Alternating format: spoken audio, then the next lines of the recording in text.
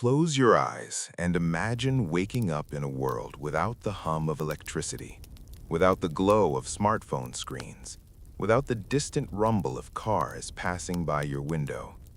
The year is 1900, and the world you're about to enter is so fundamentally different from ours that it might as well be another planet.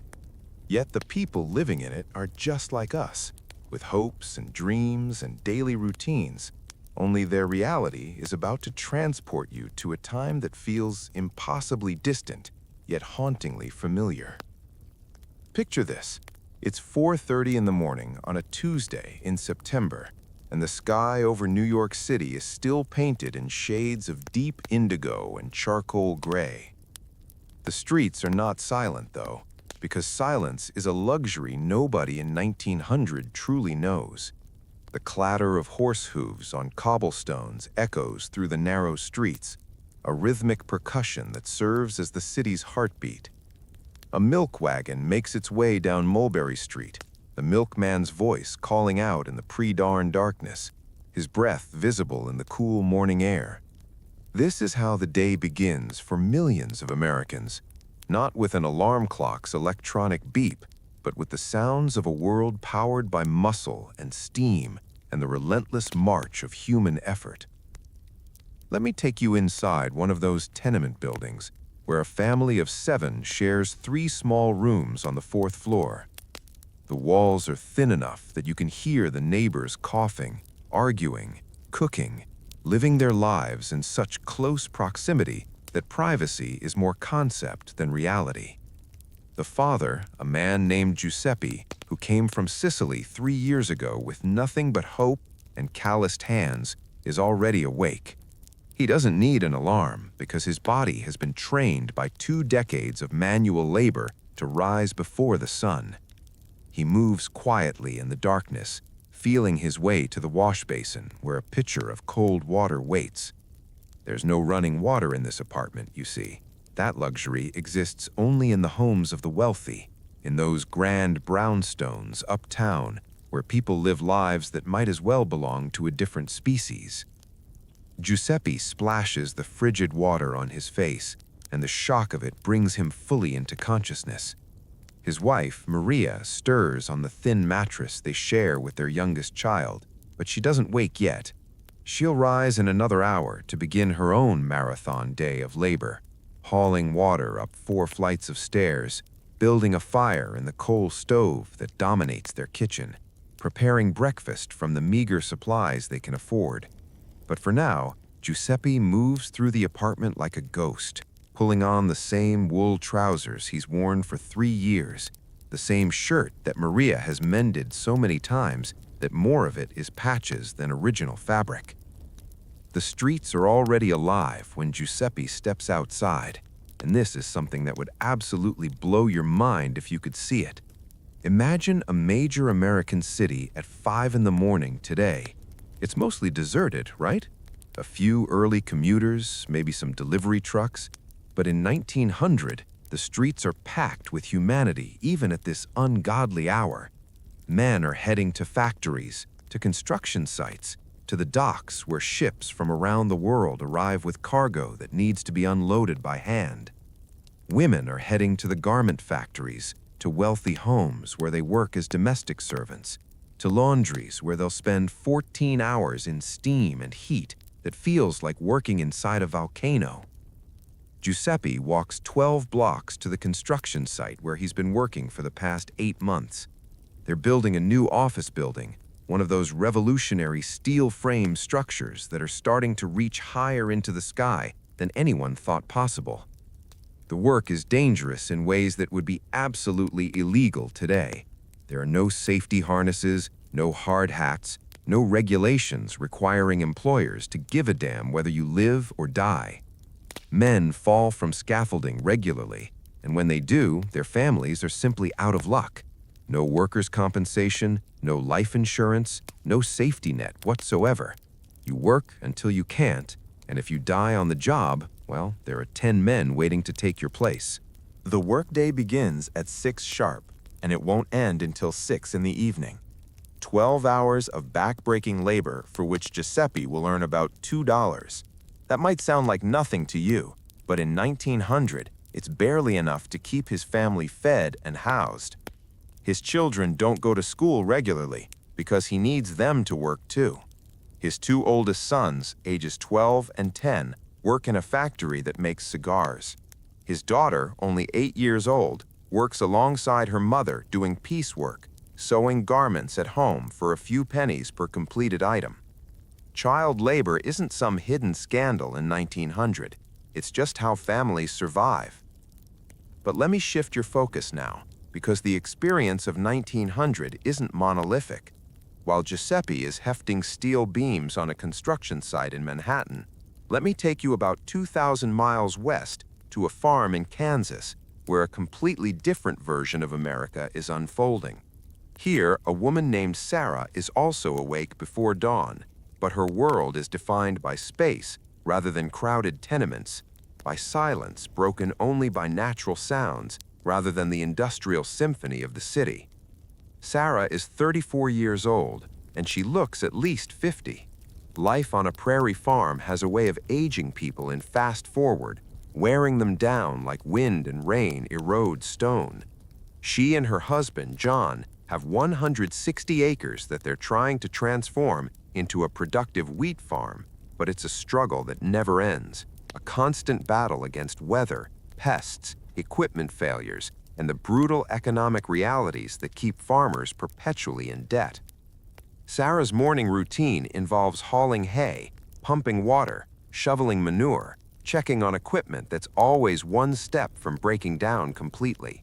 He's got a steel plow that was a major investment 2 years ago, and he treats it with the kind of care you might give to a luxury car today, because replacing it would mean going into debt that could take years to repay. The harness for the horses is constantly needing repair, the leather drying and cracking in the harsh prairie sun and cold winter winds.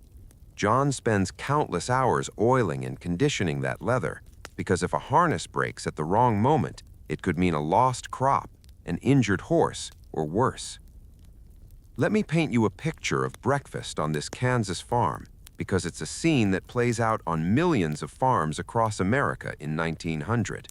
The family gathers around a rough wooden table that John built himself 5 years ago. There are 6 of them, John and Sarah, their 4 children ranging from age 3 to 14. They bow their heads and say grace, thanking God for the food they're about to eat. And this isn't some empty ritual. These people understand scarcity in a way that most of us never will. They know what it's like to go to bed hungry, to ration food carefully to make sure there's enough to get through until the next harvest. The biscuits Sarah has made are heavy and filling, designed to stick to your ribs and provide energy for hours of physical labor. The salt pork is fatty and salty, preserved meat from the pig they slaughtered last November. The coffee is bitter and strong, and even the children drink it, though theirs is cut with plenty of milk and sugar when sugar is available. They eat quickly and quietly because there's work to be done and daylight is precious. After breakfast, the family scatters to their various tasks. The oldest boy, 14-year-old James, goes out to help his father in the fields. They'll be harvesting wheat today, and in 1900, this is still a largely manual process. Sure, there are mechanical reapers that a lucky few farmers can afford, but John's farm isn't quite at that level yet. So they'll be cutting wheat by hand with scythes, gathering it into bundles, shocking it in the field to dry. It's brutal work that leaves your back screaming and your hands blistered, even through work gloves. Sarah's day is no less demanding. She needs to do laundry today, and I want you to really understand what that means in 1900. First, she has to pump and carry enough water to fill the large washing tub. This might require 20 or 30 trips from the well. Then she has to heat that water on the stove, which means keeping the fire going in a kitchen that's already sweltering from the summer heat. Then she has to scrub each item of clothing by hand on a washboard, a process that's about as gentle on fabric as sandpaper. Then she has to rinse everything, wring it out by hand, and hang it on the line to dry. The entire process takes most of the day and leaves her hands raw and aching. But she's not just doing laundry. She's also got to prepare the midday dinner, the main meal of the day, which needs to be substantial enough to fuel the men working in the fields. She's watching the younger children, making sure they don't get into trouble, teaching them their letters and numbers because the nearest school is 6 miles away and only operates for a few months in winter when farm work is lighter. She's tending the vegetable garden, pulling weeds, checking for pests, harvesting whatever is ready. She's churning butter, a process that involves agitating cream in a wooden churn for what feels like forever, until it magically transforms into butter and buttermilk. Now, let me take you somewhere completely different, because America in 1900 is a crazy quilt of different experiences and lifestyles. Let's visit a wealthy family in Boston, the Cabots, who live in a world that Giuseppe and Sarah and John could barely imagine. The Cabot mansion on Beacon Hill is 4 stories of red brick and white trim, with servants' quarters on the top floor and a coal-burning furnace in the basement that actually heats the whole house through a system of radiators, a technology so advanced that it seems almost magical. The family consists of Mr. Cabot, a banker, his wife, Elizabeth, and their 3 children. But they're not alone in this house. They employ a live-in staff of 6, a cook, a lady's maid, 2 housemaids, a butler, and a coachman who tends to their 2 carriages and 4 horses. Elizabeth Cabot's day begins at 8:30 when her lady's maid, a young Irish woman named Bridget, brings her morning tea and opens the curtains in her bedroom. Elizabeth doesn't pump water from a well or start fires in a stove. Her home has running water, both hot and cold, piped directly into the bathrooms and kitchen. She has a flush toilet, a luxury that maybe 5% of Americans can claim in 1900. She has gas lighting in every room, though there's talk of something even more revolutionary coming: electricity. When Elizabeth rises, Bridget helps her dress, and this is a process that would take you an hour if you tried to do it yourself. First, there's the corset, a torture device of whalebone and steel that cinches the waist and pushes everything up or down depending on what's fashionable. Then there are layers upon layers of undergarments, a chemise, trousers, petticoats, each one serving some mysterious purpose that's dictated by fashion rather than practicality. Finally, the dress itself, an elaborate construction of silk and lace that might cost more than Giuseppe's entire family earns in 6 months. Elizabeth can't dress herself because many of these garments button or lace up the back in places she can't reach. Breakfast for the Cabots is served at 9 in the dining room, where the family gathers around a mahogany table that could seat 20. The cook has prepared eggs, bacon, toast, fresh fruit brought in by rail from California, and coffee served from a silver pot that's been in the family for 3 generations. The morning newspaper sits beside Mr. Cabot's plate, and he reads while eating, catching up on news of the world, the ongoing war in South Africa, political scandals in Washington, reports of new inventions and discoveries that promise to transform the world. After breakfast, Mr. Cabot departs for his office in the financial district, riding in the family carriage driven by the coachman. Elizabeth's day stretches before her, and here's where things get interesting. She doesn't do any of the actual work of running the household. That's what servants are for. Instead, she manages the servants, planning menus, approving expenditures, ensuring that everything runs smoothly. She'll spend an hour going over accounts with the cook. She'll inspect the housemaid's work, running a white-gloved finger along surfaces to check for dust. She'll write letters to friends and family, an essential social activity in an era before phones become common. But here's something that might surprise you. Elizabeth isn't just sitting around eating bonbons and living a life of leisure. She's deeply involved in social reform movements, particularly in efforts to improve conditions for working-class women and children. She serves on the board of a settlement house in the North End, one of those organizations that tries to help immigrant families adapt to American life. She attends committee meetings, raises funds, visits families in need. She genuinely believes she's helping, and in some ways she is, though there's an element of condescension to it all, a sense that the wealthy know what's best for the poor. The Cabot children have a completely different life from Giuseppe's kids or Sarah's kids. They don't work. Instead, they attend a prestigious private school where they learn Latin and Greek, history and literature, mathematics and science. The 2 boys are being groomed to attend Harvard, following in their father's footsteps. The daughter will likely attend one of the new women's colleges, perhaps Wellesley or Smith, though the real goal is for her to make a good marriage to someone from an appropriate family. In the afternoon, Elizabeth might go calling on friends, a ritual that involves dressing in yet another elaborate outfit and being driven from house to house in the carriage, spending exactly 15 minutes at each home, leaving calling cards, engaging in carefully scripted conversation about approved topics. Or she might receive callers at her own home, presiding over tea served in the formal parlor with the good china and silver. Now, I'm going to shift gears again because I want you to understand how different regions and communities experienced 1900. Let me take you to a small town in Alabama where life is shaped by the brutal realities of the Jim Crow South, where the color of your skin determines almost everything about your opportunities and experiences. The town is called Oakwood, population about 2,000, split roughly 50-50 between black and white residents. For the black residents, living under Jim Crow means navigating a constant minefield of restrictions, humiliations, and dangers. They can't vote because poll taxes and literacy tests have been designed specifically to disenfranchise them. They can't use the same water fountains, restrooms, or waiting rooms as whites. They can't eat in the same restaurants or stay in the same hotels. Their children attend separate schools that receive a fraction of the funding that white schools get.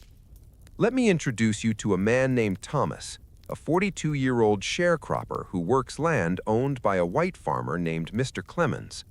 Thomas and his wife Ruth and their 5 children live in a 3-room shack on Mr. Clemens' property. The shack has cracks in the walls that let in wind and rain. It has a leaky roof. It has no windows, just openings with wooden shutters that they close at night and during storms.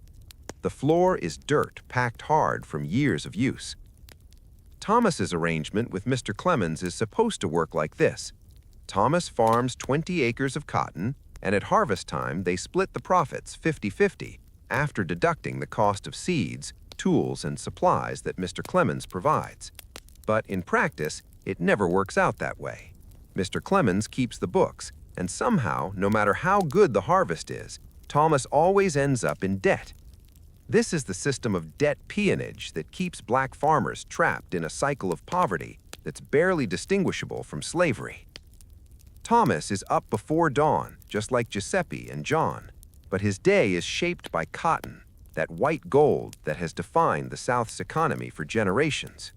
During planting season, he's out in the fields from sunup to sundown, working the rocky soil, dropping seeds, praying for rain, but not too much rain.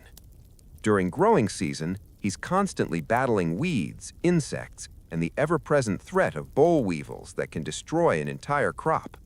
During harvest season, he's picking cotton by hand, stuffing it into a long sack that he drags behind him, his fingers getting shredded by the sharp bolls, his back aching from bending over thousands of times per day. Ruth's day is equally demanding.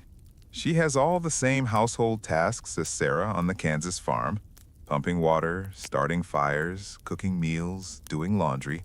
But she's also working in the fields alongside Thomas whenever she can. The older children work too because Mr. Clemens expects every member of a sharecropper family to contribute. The youngest child, still a toddler, spends the day either strapped to Ruth's back or left in the care of the next oldest child, a 7-year-old girl who's already learning to cook and clean and take care of babies. But here's something I want you to understand about Thomas and Ruth and their community. Despite the crushing weight of Jim Crow, despite the poverty and injustice and constant threat of violence, they've built a life that has dignity and meaning. On Sunday, they go to church, a small wooden building that the black community built themselves, where they sing hymns that shake the rafters and where the preacher delivers sermons that speak to their suffering and their hope. After church, families gather for meals, sharing what little they have, laughing and talking and supporting each other. Thomas's oldest son, 16-year-old Samuel, is learning to read despite having only a few months of formal schooling each year. The local black church runs a secret evening school, and Samuel attends whenever he can, studying by candlelight, memorizing passages from books he's read so many times that the pages are falling out. Samuel has dreams of becoming a teacher, of helping other black children get an education, of being part of the slow, dangerous work of building a better future. Let me pause here for just a moment to tell you something. If you're still listening, If you're letting these stories wash over you like gentle waves, helping you relax and drift towards sleep, then you're exactly where you need to be. And you know what would make this even better? Dropping a comment below, telling me which of these stories resonates with you most. Do you connect more with Giuseppe's immigrant struggle, Sarah's prairie determination, Elizabeth's complicated privilege, or Thomas's resilience in the face of injustice? Let me know, because I love hearing from you all. And if you're new here, well, welcome to Dreamless Timelines, where we explore history in a way that's calming, detailed, and perfect for those quiet moments before sleep. Now, let's talk about something that touches every person in 1900, regardless of their circumstances: health and medicine. This is an area where the differences between then and now are absolutely staggering, and understanding it gives you insight into why life expectancy is so much lower in 1900 compared to today. The average American in 1900 can expect to live to about 47 years old. That's the average, which means many people die much younger, often in childhood. Infant mortality is shockingly high. About 1 in 10 babies doesn't survive their first year, and many women die in childbirth or from complications shortly after.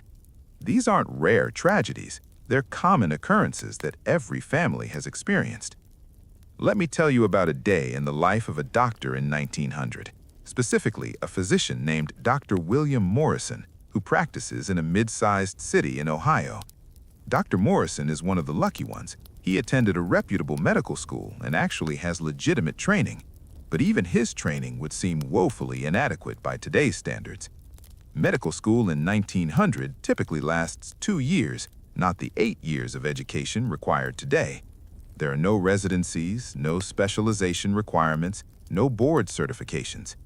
Dr. Morrison's office is on the first floor of his home, a Victorian house on a tree-lined street.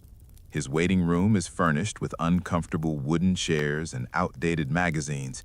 His examination room contains a padded table, a glass cabinet with various instruments, and shelves lined with bottles of medicines, many of which contain substances that would be considered dangerous today: mercury, arsenic, cocaine, morphine.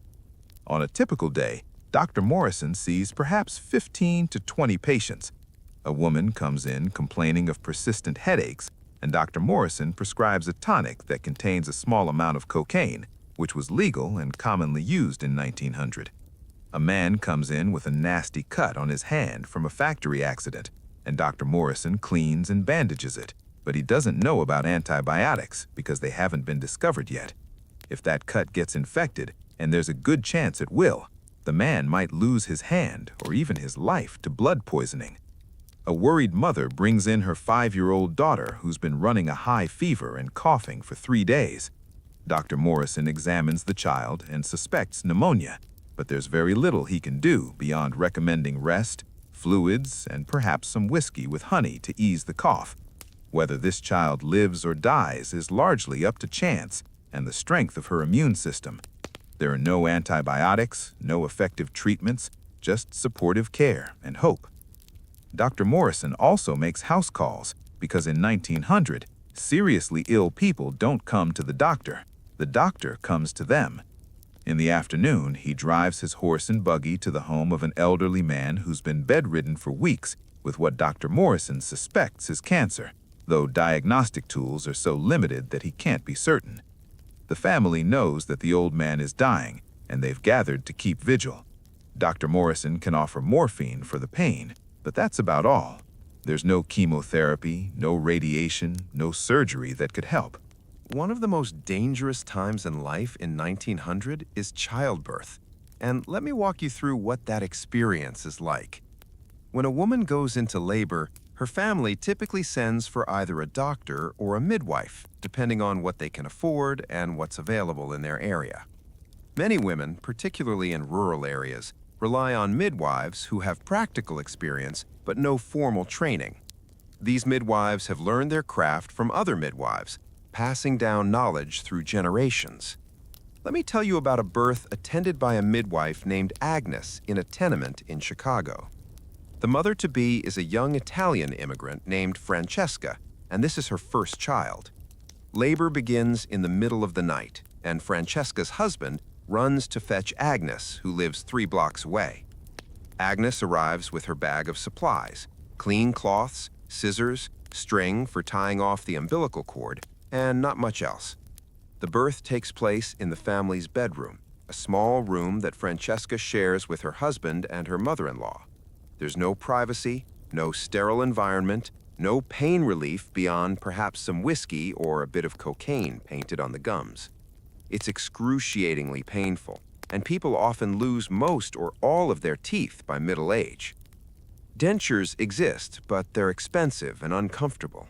They're made from materials like ivory, bone, or even teeth pulled from corpses. They don't fit well, make eating difficult, and require constant maintenance.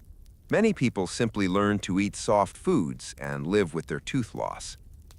Now, let me paint you a picture of a typical city street in 1900, because the urban environment is wild in ways that are hard to imagine today. Picture a busy street in Philadelphia on a Tuesday afternoon.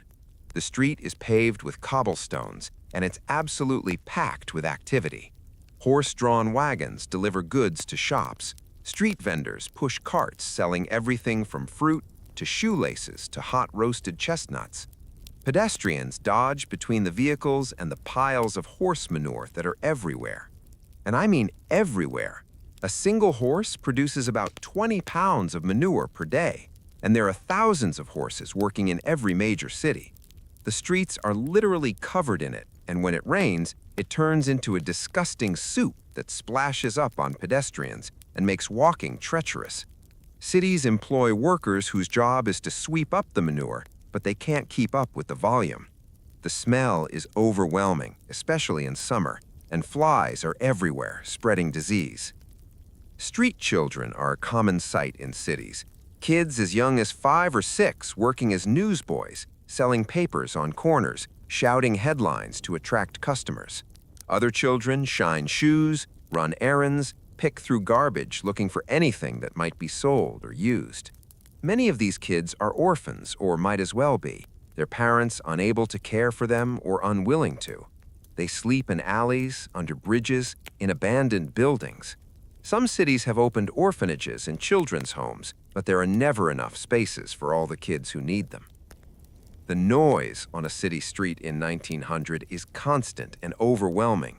The clatter of horseshoes on cobblestones, the grinding of wagon wheels, the shouts of vendors and workers, the ringing of bells from streetcars, the whistle of steam engines. There's no escape from it. Even at night, the city is never truly quiet because the pace of work doesn't follow a neat 9 to 5 schedule. Factories run around the clock. Deliveries are made at all hours. The city sleeps fitfully, if at all. Let me take you inside a department store, one of the new retail palaces that are transforming shopping in American cities. We're in Macy's in New York, and it's a sight to behold. The building is 6 stories tall, filled with merchandise from around the world. The ground floor sells fabrics, notions, gloves, handkerchiefs, small items. Upper floors are devoted to clothing, furniture, housewares, toys. The store employs hundreds of clerks, mostly young women who work 6 days a week, 10 hours a day, for maybe $6 a week. They're required to dress neatly, speak politely, and never sit down during their shifts. Many of them live in company-run boarding houses, where their rent is deducted from their wages. After paying for room, board, and necessary expenses like clothing and shoes, they have almost nothing left. Shopping at a department store in 1900 is nothing like today's experience. There's no self-service, no browsing and putting items in your cart. Instead, you tell a clerk what you want, and they retrieve it for you from behind the counter or from storage in the back. You can't just walk in wearing whatever you want, either. There are dress codes, spoken and unspoken. Women wear hats and gloves, men wear suits. Showing up in work clothes would get you suspicious looks and possibly followed by store detectives who assume you're planning to steal something. Payment is handled through an elaborate system. The clerk writes up your purchase and places your money in a small cylinder that's attached to a pneumatic tube. The cylinder shoots up to a central cashier's office where someone makes change and sends it back down. It's inefficient by modern standards, but it prevents individual clerks from handling money, which reduces the temptation to steal. Now, let me tell you about food and eating in 1900, because this is another area where life is radically different. For most Americans, the diet is monotonous and not particularly healthy by modern standards. Meat, when available, is heavily salted or smoked for preservation. Fresh fruits and vegetables are seasonal luxuries. The winter diet is heavy on starches, breads, potatoes, beans, and root vegetables that store well. Refrigeration exists but is rare. The wealthy might have an ice box, an insulated chest that holds a large block of ice delivered by an iceman who comes around every few days. The ice melts slowly, keeping the contents cool but not frozen. Most people don't have even this much, so they shop daily for whatever fresh food they need, using it immediately before it spoils. Breakfast for a working-class family might be bread and coffee, maybe with some butter or jam if they're lucky. Dinner, the midday meal, might be soup or stew stretched to feed the whole family, made from whatever scraps of meat and vegetables are available. Supper is often bread again, maybe with cheese or leftover soup. It's a diet designed for survival and fuel, not pleasure or variety. Middle-class families eat better, with meat regularly, a variety of vegetables, and some indulgences like cakes or pies on Sundays. Wealthy families eat very well indeed, with multiple courses, fine wines, exotic ingredients imported from around the world. But for the majority of Americans, eating is about filling the stomach as cheaply as possible. Let me tell you about a typical Sunday for Giuseppe and Maria's family, because Sunday is the one day that's different from all the others. Giuseppe doesn't work on Sunday, the only day of the week he doesn't. The family attends Mass at the Italian Catholic Church in their neighborhood, a building that's always packed with immigrants seeking both spiritual comfort and community connection. After church, they have their best meal of the week. Maria has managed to save enough to buy a small chicken, and she's made pasta from scratch, rolling out the dough on their small table, cutting it into noodles that will be served with a simple tomato sauce. This meal represents a significant portion of their weekly budget, but it's important. It's a reminder that they're not just surviving, but living, that there's still room for small pleasures and family togetherness. In the afternoon, Giuseppe and his sons might go to a street corner where other Italian men gather to talk, smoke, play cards. Maria and the girls might visit with neighbors, sitting on the stoops of their tenement building, sewing or mending while they gossip and laugh. The sense of community in these immigrant neighborhoods is strong, born of shared struggle and mutual support. Everyone knows everyone else's business, which can be annoying, but also means that no one is truly alone. Let me shift the scene now to a rural crossroads in Georgia, where a different kind of Sunday is unfolding. A small country church, white clapboard with a steeple, sits at the intersection of two dirt roads. This is the center of social life for the farming families who live scattered across the surrounding countryside. They've come by wagon and on foot, dressed in their Sunday best, which for most of them means clothes that have been mended and cleaned, but are still worn and faded. The church service is emotional and participatory. The preacher, a self-taught man who farms during the week and preaches on Sundays, delivers a sermon that's part theology, part moral instruction, part community news. His voice rises and falls, sometimes barely above a whisper, sometimes thundering so loud that it seems to shake the rafters. The congregation responds with amens and hallelujahs, swaying with the rhythm of his words. After the service, families spread blankets under the shade trees and share dinner on the grounds. This is when the real socializing happens. Women compare recipes and gossip about who's expecting a baby, who's gotten engaged, who's having hard times. Men discuss crops and weather and prices, sharing information about which merchants in town are fair and which ones cheat on the scales. Children run wild, playing games like tag and hide and seek, their laughter filling the air. But let me take you now to something completely different, because I want you to understand education in 1900, and it's a fascinating mix of opportunity and limitation depending on who you are and where you live. In cities, public schools are becoming more common, though they're often overcrowded and underfunded. In rural areas, education is still primarily a one-room schoolhouse affair, and the school year is shaped around the agricultural calendar. Picture a one-room schoolhouse in Iowa, a simple wooden building with rows of wooden desks bolted to the floor. One teacher, usually a young woman, is responsible for teaching students ranging from age 6 to 16, all in the same room at the same time. She might have 40 students on a good day, maybe 20 on days when farm work keeps kids home. She teaches reading, writing, arithmetic, geography, and history, moving from group to group, assigning work to older students while she teaches younger ones. The teacher, let's call her Miss Margaret Peterson, is 19 years old and has completed 8th grade herself. She attended a 6-week summer teachers institute where she learned basic pedagogy, and now she's on her own.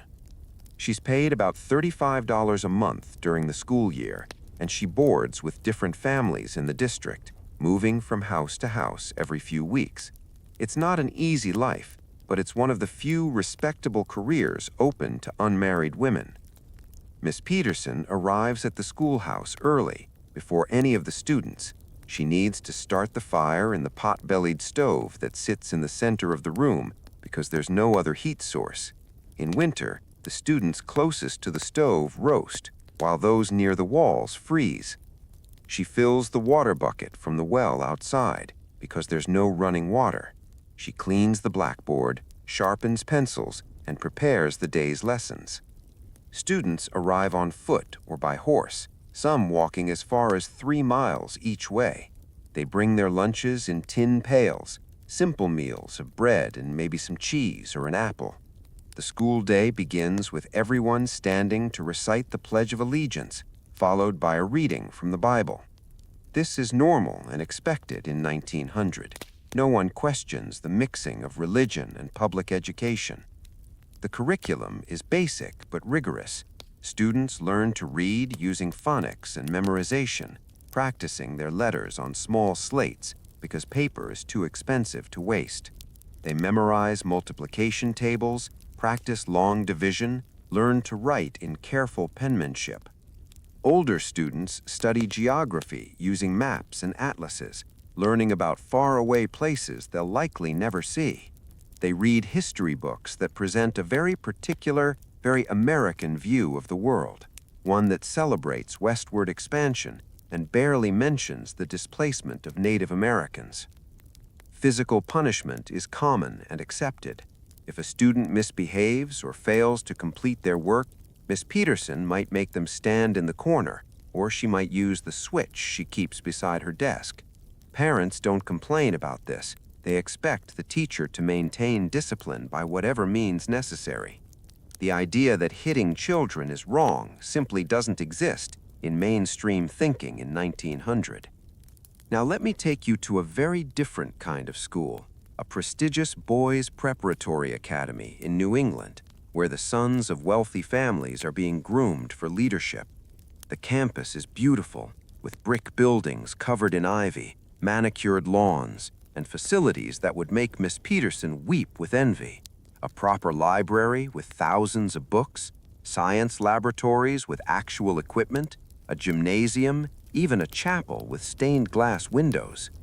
The boys who attend this school, let's call it Cromwell Academy, wear uniforms, dark jackets, white shirts, ties, and caps. They study Latin and Greek, advanced mathematics, literature, history, and philosophy. They're being prepared not just for college, but for lives of privilege and power. Many of them will go on to Harvard or Yale or Princeton, then into careers in banking, law, politics, or business. The discipline at Cromwell is strict, but rarely physical. These boys are being taught self-control and leadership, not beaten into submission. They live in dormitories, eat in a common dining hall where meals are served by staff, and follow a regimented schedule that includes study hours, athletic activities, and chapel services. The headmaster, a stern man with impressive credentials from Oxford, presides over the school like a benevolent dictator, shaping these boys into the men he believes America needs. But here's something interesting. Even at this elite school, there are no black students, no Jewish students, no Catholic students unless they're willing to downplay their faith. The definition of who deserves this kind of education is narrow and exclusionary. Asian students are virtually unthinkable. Girls have their own separate schools with a different curriculum, focused more on arts, languages, and domestic skills than on preparing for professional careers. Let me tell you about entertainment and leisure time in 1900, because people still need to relax and have fun, even in an era of long work hours and limited resources. For working-class families, entertainment is mostly homemade and local. In cities, people gather on stoops and in parks, talking and watching the world go by. Street musicians provide free concerts. Children play games that require nothing more than imagination and maybe a ball or some rope. Saloons are hugely popular among working-class men, places where they can buy a beer for a nickel and escape from their crowded homes and demanding jobs for a few hours. The temperance movement is growing stronger, with women's groups arguing that alcohol destroys families and causes poverty. But for many men, the saloon is their social club, their refuge, their reward for another week of brutal labor. For middle-class families, entertainment often centers around the home. Families gather around the piano, if they can afford one, and sing popular songs. They play parlor games, read aloud to each other, put on amateur theatricals. Visiting is a major form of entertainment, with families hosting dinners and card parties. It's all very structured and formal compared to today, with rules about what's appropriate conversation and behavior. Vaudeville theaters are incredibly popular, offering variety shows with comedians, singers, dancers, acrobats, and novelty acts. For a few cents, you can spend an afternoon or evening being entertained by a constantly changing lineup of performers. The acts are clean, family-friendly, designed to appeal to a broad audience. This is before movies become a major force, though the very first motion pictures are starting to appear in arcades and theaters, short films that seem magical even though they're silent and only a few minutes long. If you're wealthy, your entertainment options expand dramatically. You might attend the opera or the symphony, both of which are considered essential cultural experiences for the upper classes. You might host elaborate dinner parties with multiple courses and fine wines. You might travel, taking the train to fashionable resorts in the mountains or at the seaside. You might join exclusive clubs where you socialize with others of your class. Sports are becoming increasingly popular, both as participation and spectator activities. Baseball is America's pastime, with professional leagues drawing large crowds and intense loyalty. College football is growing in popularity, with annual games between rival schools becoming major social events. Boxing is popular despite being illegal in many places, with matches held in secret locations and drawing huge crowds of men eager to bet on the outcome. For young people, especially in cities, there are new forms of entertainment emerging. Dance halls open up, places where young men and women can meet and socialize with less supervision than their parents would prefer. Amusement parks are being built, with roller coasters and other thrilling rides. Beaches become popular summer destinations, though the idea of swimwear is very different from today. Women wear full-length bathing costumes that cover them from neck to knee, heavy wool garments that must be incredibly uncomfortable when wet. Now, let me tell you about courtship and marriage in 1900, because the rules and expectations are wildly different from today. For middle-class and wealthy families, courtship is a formal, heavily supervised process. A young man who's interested in a young woman must first get permission from her father to call on her. If permission is granted, he can visit her at her family's home, but they're never left alone. A chaperone, usually the girl's mother or an older sister, is always present. The couple might sit in the parlor and talk, maybe look at photographs together, or listen to the girl play the piano. Physical contact is minimal, maybe holding hands if they're engaged. Kissing before engagement is scandalous. The whole process is designed to allow the couple to get to know each other while maintaining the girl's reputation and virginity, which are both essential for a respectable marriage. Engagement is a serious business. The man is expected to provide a ring, though engagement rings in 1900 are more varied than today's diamond standard. Once engaged, the couple has a bit more freedom. They can go for chaperoned walks, attend social events together, maybe even exchange letters if they're separated. But the supervision doesn't really end until they're married. For working-class couples, the process is less formal but no less important. They might meet at work, in the neighborhood, at church. Their courtship happens in more public spaces because crowded tenement apartments don't offer much privacy. They walk together, maybe go to the park or to free concerts. The whole neighborhood watches and gossips, providing a different kind of supervision. Marriage itself is both a romantic commitment and an economic necessity. For women especially, marriage is the primary path to financial security. Single women have limited job options and earn significantly less than men. Marriage means giving up whatever work they were doing, because married women are expected to focus on home and children. For men, marriage means taking on the responsibility of being the sole breadwinner, a heavy burden in an era of economic uncertainty. Wedding ceremonies vary widely by class and ethnicity. Wealthy families host elaborate affairs with hundreds of guests, expensive receptions, and trips to Europe for the honeymoon. Working-class weddings are simpler, maybe a ceremony in church followed by a small gathering with family and close friends. The bride wears her best dress, not necessarily white, because white wedding gowns are still a luxury that only the wealthy can afford. The couple might spend their wedding night in a boarding house or with relatives before returning to whatever housing they can afford.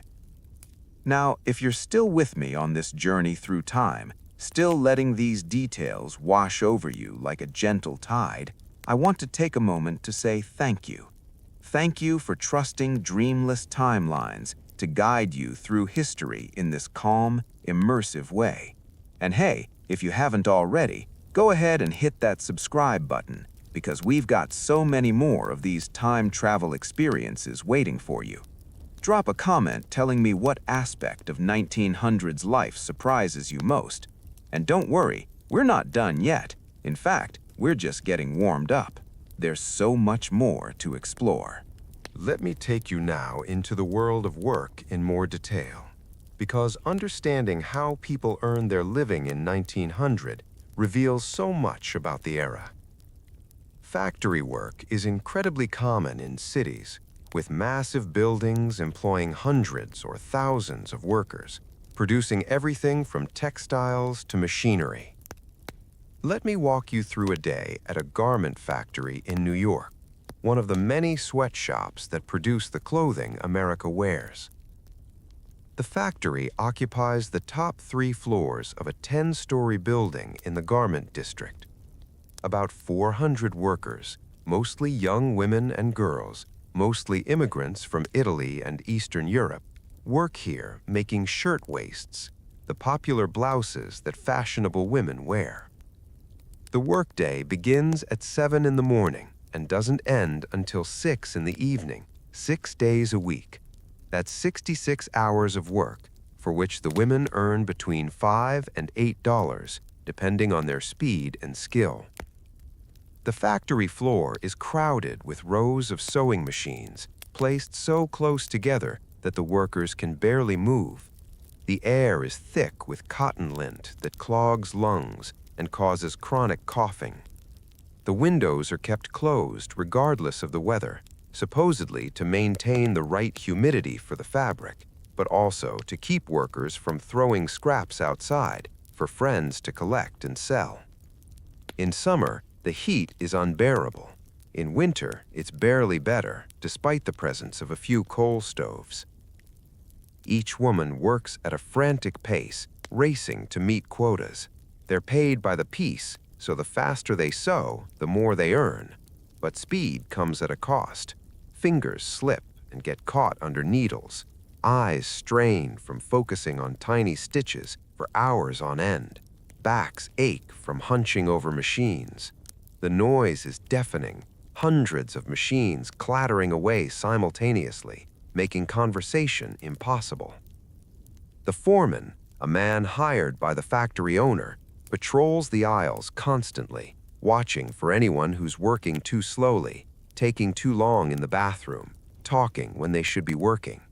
He has the power to dock pay, assign worse tasks, or fire workers on the spot. Some foremen demand sexual favors from the women in exchange for better assignments or protection from being fired. This is an open secret that everyone knows, but no one talks about, because what options do these women have? Fire safety is non-existent. The doors are often locked to prevent workers from leaving early or taking unauthorized breaks. There are no fire escapes, no sprinkler systems, no emergency plans. In just a few years, in March of 1911, the Triangle Shirtwaist factory fire will kill 146 workers, mostly young women who couldn't escape because the doors were locked. But in 1900, no one seems to think this is a problem worth addressing. Let me contrast this with the experience of a young man working in a steel mill in Pittsburgh, because different industries have different horrors to offer.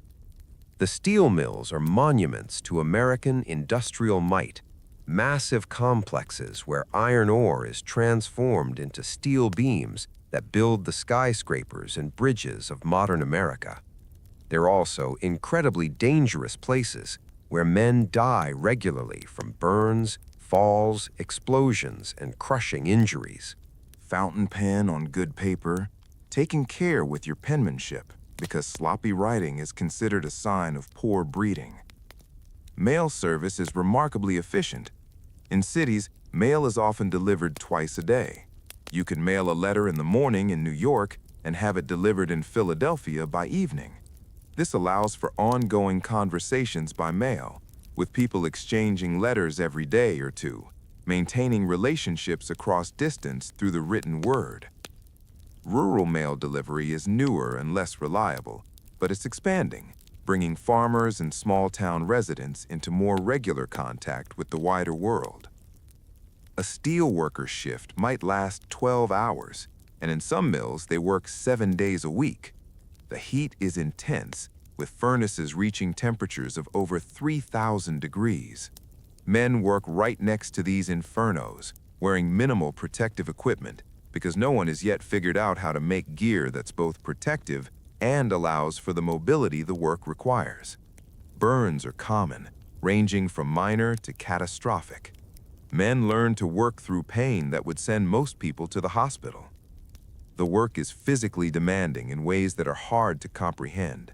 Moving heavy ladles of molten steel, positioning massive beams, operating equipment that can kill you if you make a mistake.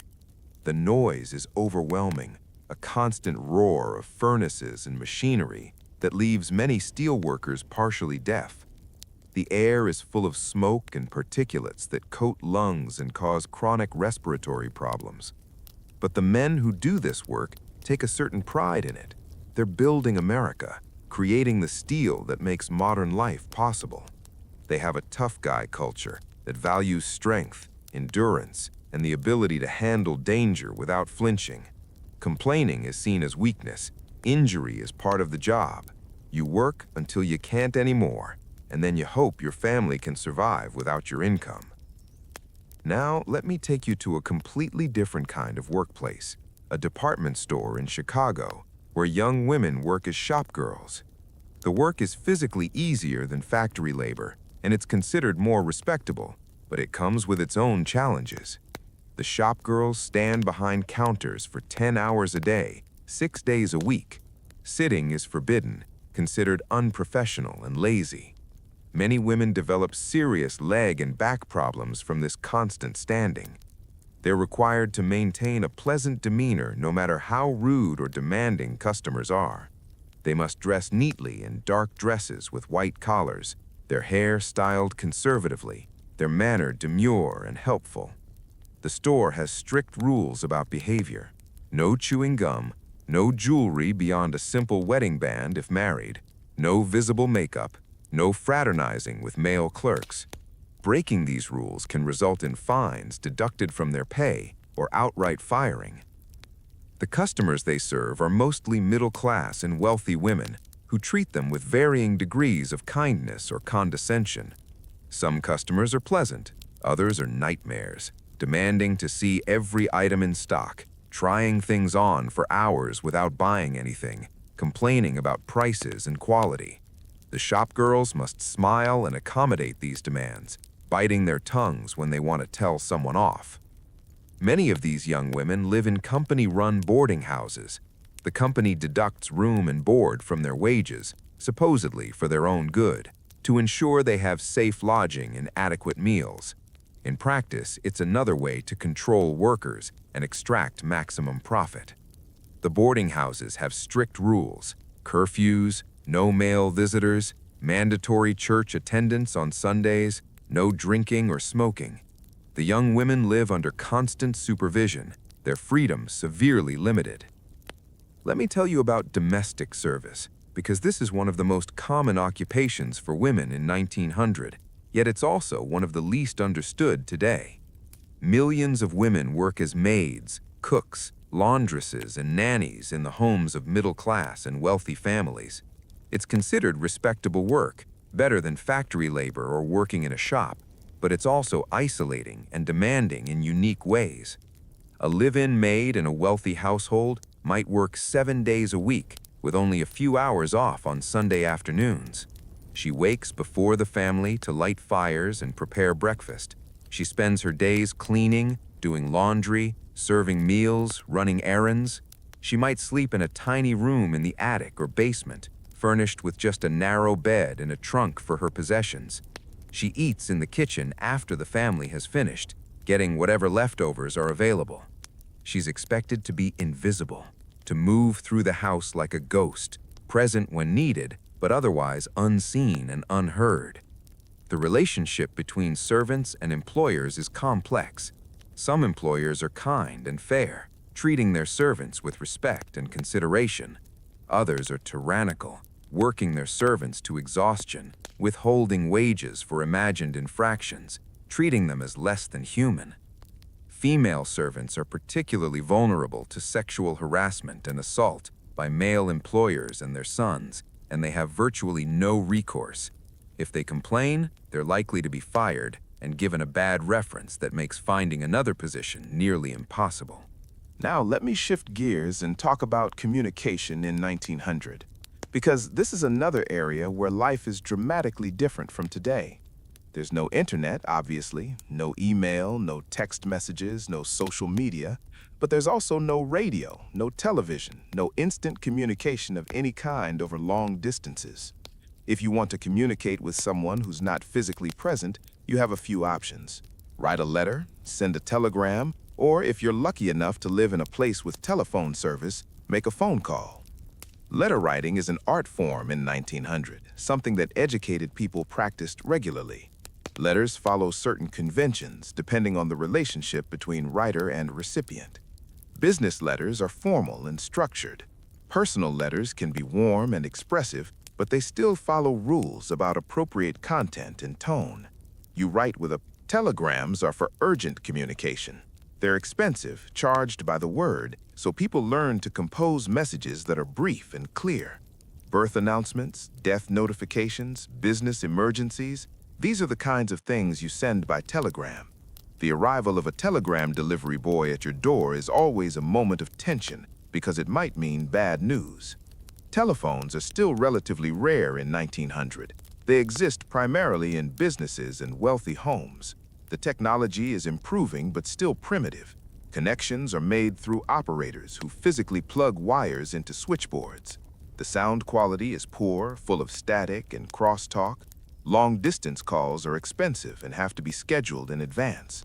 But for those who have access to phones, they're revolutionary, allowing real-time conversation across distance in a way that seems almost magical. Let me paint you a picture of a telephone exchange in a medium-sized city, because it's a fascinating workplace that employs dozens of young women as operators. The exchange is a large room filled with switchboards, each one a panel studded with holes and jacks and cords. When someone picks up their telephone to make a call, a light illuminates on the switchboard. An operator plugs in her headset and asks, "Number, please." The caller gives the number they want to reach, and the operator plugs a cord into the corresponding jack, connecting the two lines. It's demanding work that requires concentration, speed, and excellent memory. Operators need to remember hundreds of numbers in which businesses and residences they correspond to. They need to handle multiple calls simultaneously, connecting some callers while others wait. They need to maintain pleasant voices and polite manners, even when callers are rude or impatient.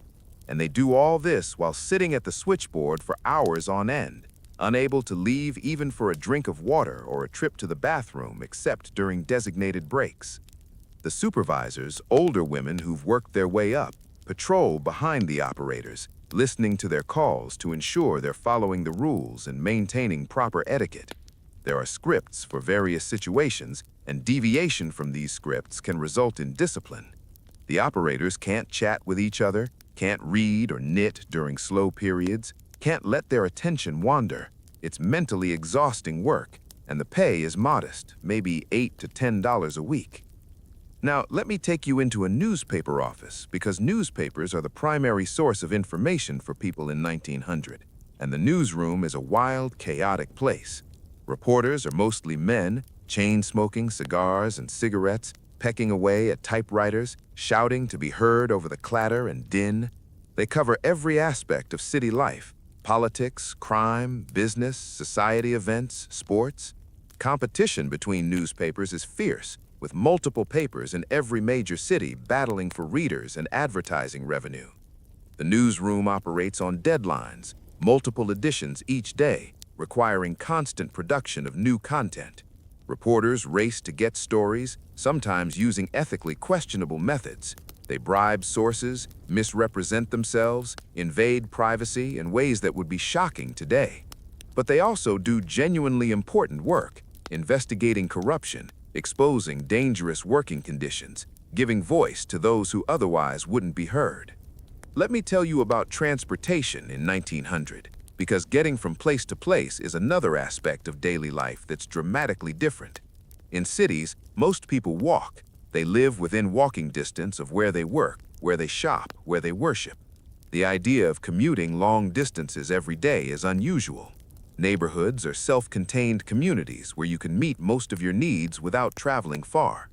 For longer distances within the city, there are streetcars, electric trolleys that run on tracks down major streets. You pay a nickel to ride, and the cars are often packed with people hanging on to straps, pressed against each other in uncomfortable proximity. In winter, the cars are freezing because they're unheated. In summer, they're sweltering. But they're faster than walking and cheaper than hiring a cab, so working people use them when they need to go someplace that's too far to walk. Elevated trains are being built in some major cities, running on tracks raised above the streets. They're faster than streetcars, but noisier and dirtier, dropping coal ash and cinders on the streets below.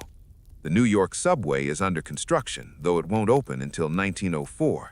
When it does, it will revolutionize urban transportation, allowing people to live farther from where they work, beginning the era of the suburb. For the wealthy, there are private carriages, elegant vehicles pulled by well-groomed horses. Having your own carriage and coachman is a status symbol, a visible demonstration of your wealth and position. Some wealthy families are beginning to experiment with automobiles, those noisy, unreliable machines that break down constantly and scare the horses. There are only about 8,000 cars in the entire United States in 1900, but that number is about to explode in the coming decades. Long-distance travel means trains. The railroad network spans the continent, connecting cities and towns, moving people and goods with unprecedented speed and efficiency. Passenger trains offer different classes of service. First-class passengers ride in comfortable cars with upholstered seats, dining cars serving actual meals, smoking lounges for men, and separate ladies' parlors. Second-class passengers sit on hard wooden benches, bring their own food, and endure more crowded and less comfortable conditions. But even second-class train travel is faster and more comfortable than any alternative.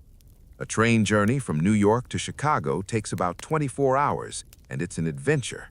You watch the landscape change outside your window, from eastern cities to Pennsylvania mountains to Ohio farmland to the shores of Lake Michigan. You see America in all its variety. You meet fellow travelers and hear their stories. You sleep sitting up or pay extra for a sleeping berth where you can stretch out, though the beds are narrow and the curtains offer only minimal privacy. Now let me tell you about a technology that's about to transform the world, though most people in 1900 don't realize it yet. Electricity. Electric lighting is still relatively new and available primarily in cities. The first power plants are being built, generating electricity that's distributed through wires to homes and businesses that can afford to install the necessary wiring and fixtures. Electric light is revolutionary. Gas lighting and oil lamps have been the standard for decades, requiring constant maintenance, producing fumes, and creating fire hazards. Electric light is cleaner, safer, and brighter. You flip a switch, and instantly there's light. No waiting for gas to flow, no trimming wicks or refilling oil. It seems like magic, and in a way, it is. But electricity is expensive, and the infrastructure required to deliver it is massive. Power plants, transmission lines, transformers, all of it has to be built from scratch. So in 1900, electric lighting exists mainly in wealthy neighborhoods and commercial districts. Most Americans still light their homes with gas or oil lamps. They'll continue to do so for years or even decades, depending on where they live. Electric power is also starting to transform industry. Electric motors are replacing steam engines in factories, offering better control and efficiency. Electric streetcars are replacing horse-drawn vehicles. Electric elevators are making tall buildings practical. The age of electricity is dawning, and it will reshape every aspect of American life. But that transformation is still in its early stages in 1900. Let me take you now to the frontier, because the American West in 1900 is still being settled, still wild in ways that feel almost mythical. The official frontier closed in 1890, according to the census, but huge areas of the West are still sparsely populated, still dangerous, still offering opportunities and hardships in roughly equal measure. Picture a ranch in Montana, a sprawling operation covering tens of thousands of acres of grassland where cattle graze under big skies. The rancher, a man named Henry, came west 20 years ago with almost nothing and built this operation through a combination of luck, hard work, and ruthlessness. He employs cowboys who live in bunkhouses and spend their days on horseback, tending cattle, mending fences, breaking horses. The cowboys are a rough bunch, men from varied backgrounds, united by their ability to handle hard work and harsh conditions. Some are white men from eastern states looking for adventure or escaping troubled pasts. Some are Mexican vaqueros whose families have been working with cattle for generations. Some are black cowboys, former slaves or sons of slaves, who who found more opportunity in the West than they could have found in the South. They live together in close quarters, following an informal code that values competence and courage over race or background, though prejudice certainly still exists. The work is grueling and dangerous. Cowboys spend 10 or 12 hours a day in the saddle, in all kinds of weather, herding cattle across vast distances. During roundup and branding time, they work even longer hours, roping calves, wrestling them down, branding them with hot irons that sear the ranch's mark into their hides. Injuries are common, getting thrown from a horse, kicked by a steer, stepped on, gored by horns. Medical care is minimal, usually just whatever the cowboys can do for themselves. The pay is about $30 a month plus room and board, which means sleeping in a crowded bunkhouse and eating chuck wagon food that's heavy on beans and beef. Entertainment is limited to whatever the men create for themselves, playing cards, telling stories, making music with guitars and harmonicas. Some ranches have rules against drinking, but liquor has a way of showing up anyway. When cowboys do get to town, usually once a month or less, they often blow their entire month's pay in a single wild night of drinking, gambling, and visiting brothels. Let me tell you about the women who live on these remote ranches, because their experience is completely different from city women. A rancher's wife might not see another woman for weeks or months at a time. Her days are filled with cooking for the ranch hands, maintaining the house, tending a vegetable garden if water is available, raising children in an environment that's both physically beautiful and psychologically isolating. These women need to be tough and resourceful.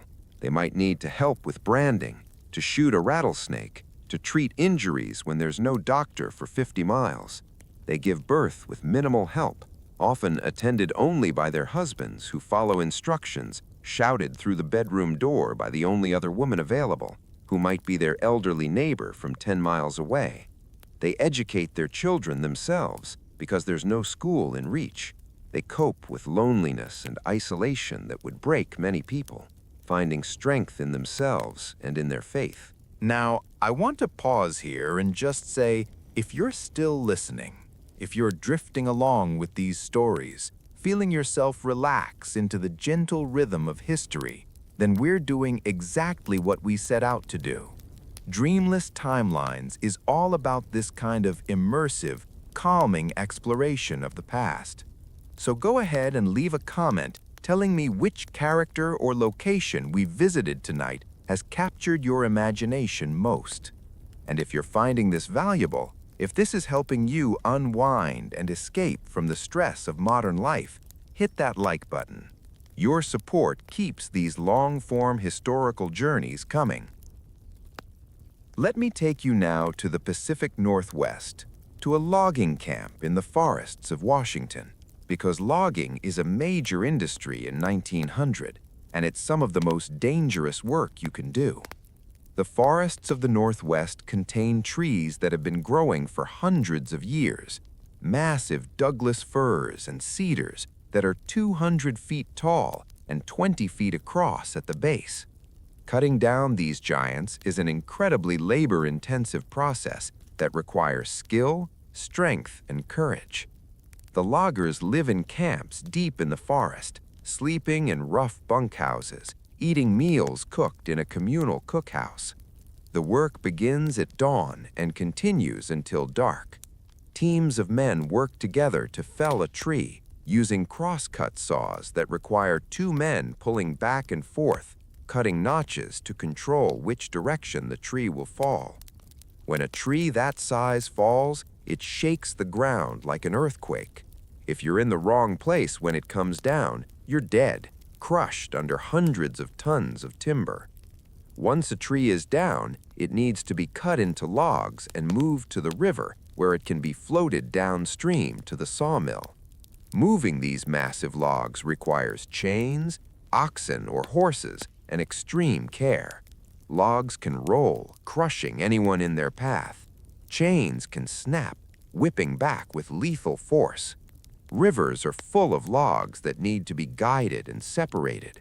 work that requires men called river pigs to walk on floating logs, using long poles to push and prod. These men develop incredible balance and agility, but many still end up in the freezing water, and some drown or die of hypothermia. The loggers are paid better than most laborers, maybe $3 or $4 a day, because the work is so dangerous and the conditions so rough. But the money doesn't go far because they have to pay for their room and board at the camp, and prices there are inflated since there's nowhere else to buy supplies. Many loggers end each season with almost nothing to show for months of brutal work. Let me take you now to Alaska, which isn't even a state yet in 1900, still a territory that's viewed as a wild, remote frontier. The gold rush that began in 1897 is still drawing thousands of people north, all of them dreaming of striking it rich. Most will fail, many will die, but the dream is powerful enough to overcome common sense. Picture a prospector named Jack making his way over the Chilkoot Pass in winter, part of the endless stream of fortune hunters heading for the Klondike. He's carrying everything he needs to survive for a year, because Canadian authorities won't let anyone enter the Yukon without supplies. That means he has to haul a ton of goods over the pass: food, tools, clothing, mining equipment.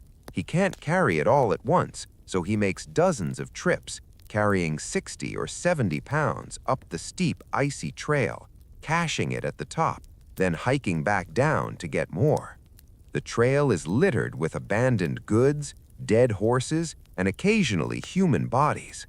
People die from exhaustion, exposure, avalanches, or simple accidents. The trail is steep enough that steps have been cut into the ice, and thousands of people climb these steps, a human chain moving slowly up and down like ants on a log. It's one of the most famous photographs of the gold rush, that line of tiny figures ascending the white slope, and it captures both the determination and the madness of the whole enterprise. Jack survives the pass and makes it to Dawson City, the boom town that sprung up at the junction of the Klondike and Yukon rivers. In summer, Dawson is a muddy chaos of tents and rough buildings, saloons and brothels, hopeful miners and opportunistic merchants. In winter, it's a frozen hell where temperatures drop to 40 below and the sun barely rises. Supplies are scarce and expensive. A loaf of bread might cost $1, when in Seattle it would cost a nickel. But gold fever keeps people there, working their claims, hoping for the big strike. Most prospectors find nothing. They spend months or years working claims that yield barely enough gold to cover their expenses, let alone make them rich. A few find spectacular deposits and become wealthy, but they're the exceptions. For every success story, there are 100 men who go home broke, broken, and disillusioned. Jack is one of the lucky ones who finds enough gold to cover his expenses and have a little left over, and he's smart enough to quit while he's ahead, heading back to Seattle with his small fortune before winter traps him for another year. Let me take you now to the Southwest, to a Native American reservation in Arizona, because the indigenous experience in 1900 is one of survival and resistance in the face of overwhelming pressure to abandon traditional ways of life. The reservation system has confined tribes to small portions of their original territories, and the federal government is actively trying to destroy native cultures through a policy euphemistically called assimilation. On the reservation, families live in a mix of traditional dwellings and government-built houses. The traditional ways of life, hunting, gathering, following seasonal patterns, are no longer possible because the reservation boundaries are too small and the government restricts movement. People are supposed to become farmers, but the land on many reservations is marginal at best, unsuited for agriculture. Government rations are supposed to make up the difference, but they're inadequate and irregularly delivered. Children are being taken from their families and sent to boarding schools where they're forbidden to speak their native languages, required to cut their hair, given English names, and taught that everything about their culture is savage and wrong. The motto of these schools is "Kill the Indian, save the man," and that's exactly what they're trying to do. Children return to their families unable to speak their own language, alienated from their culture, traumatized by the experience, but also unable to fully function in white society, caught between two worlds and belonging to neither. Yet despite all this, Native people maintain their cultures. They tell stories, teach languages in secret, practice ceremonies away from government eyes, preserve knowledge and traditions that the government is trying to erase. It's an act of resistance and survival, and it will ensure that these cultures endure despite everything that's been done to destroy them. Let me shift now to talk about religion in 1900, because it plays a much more central role in daily life than it does for most Americans today. Church attendance is nearly universal, at least in terms of people claiming affiliation with a church, even if they don't attend regularly. The country is overwhelmingly Protestant, with Catholics and Jews forming significant minorities in cities where immigrants have settled. Sunday is genuinely a day of rest for most people. Stores are closed, most work stops except for essential services.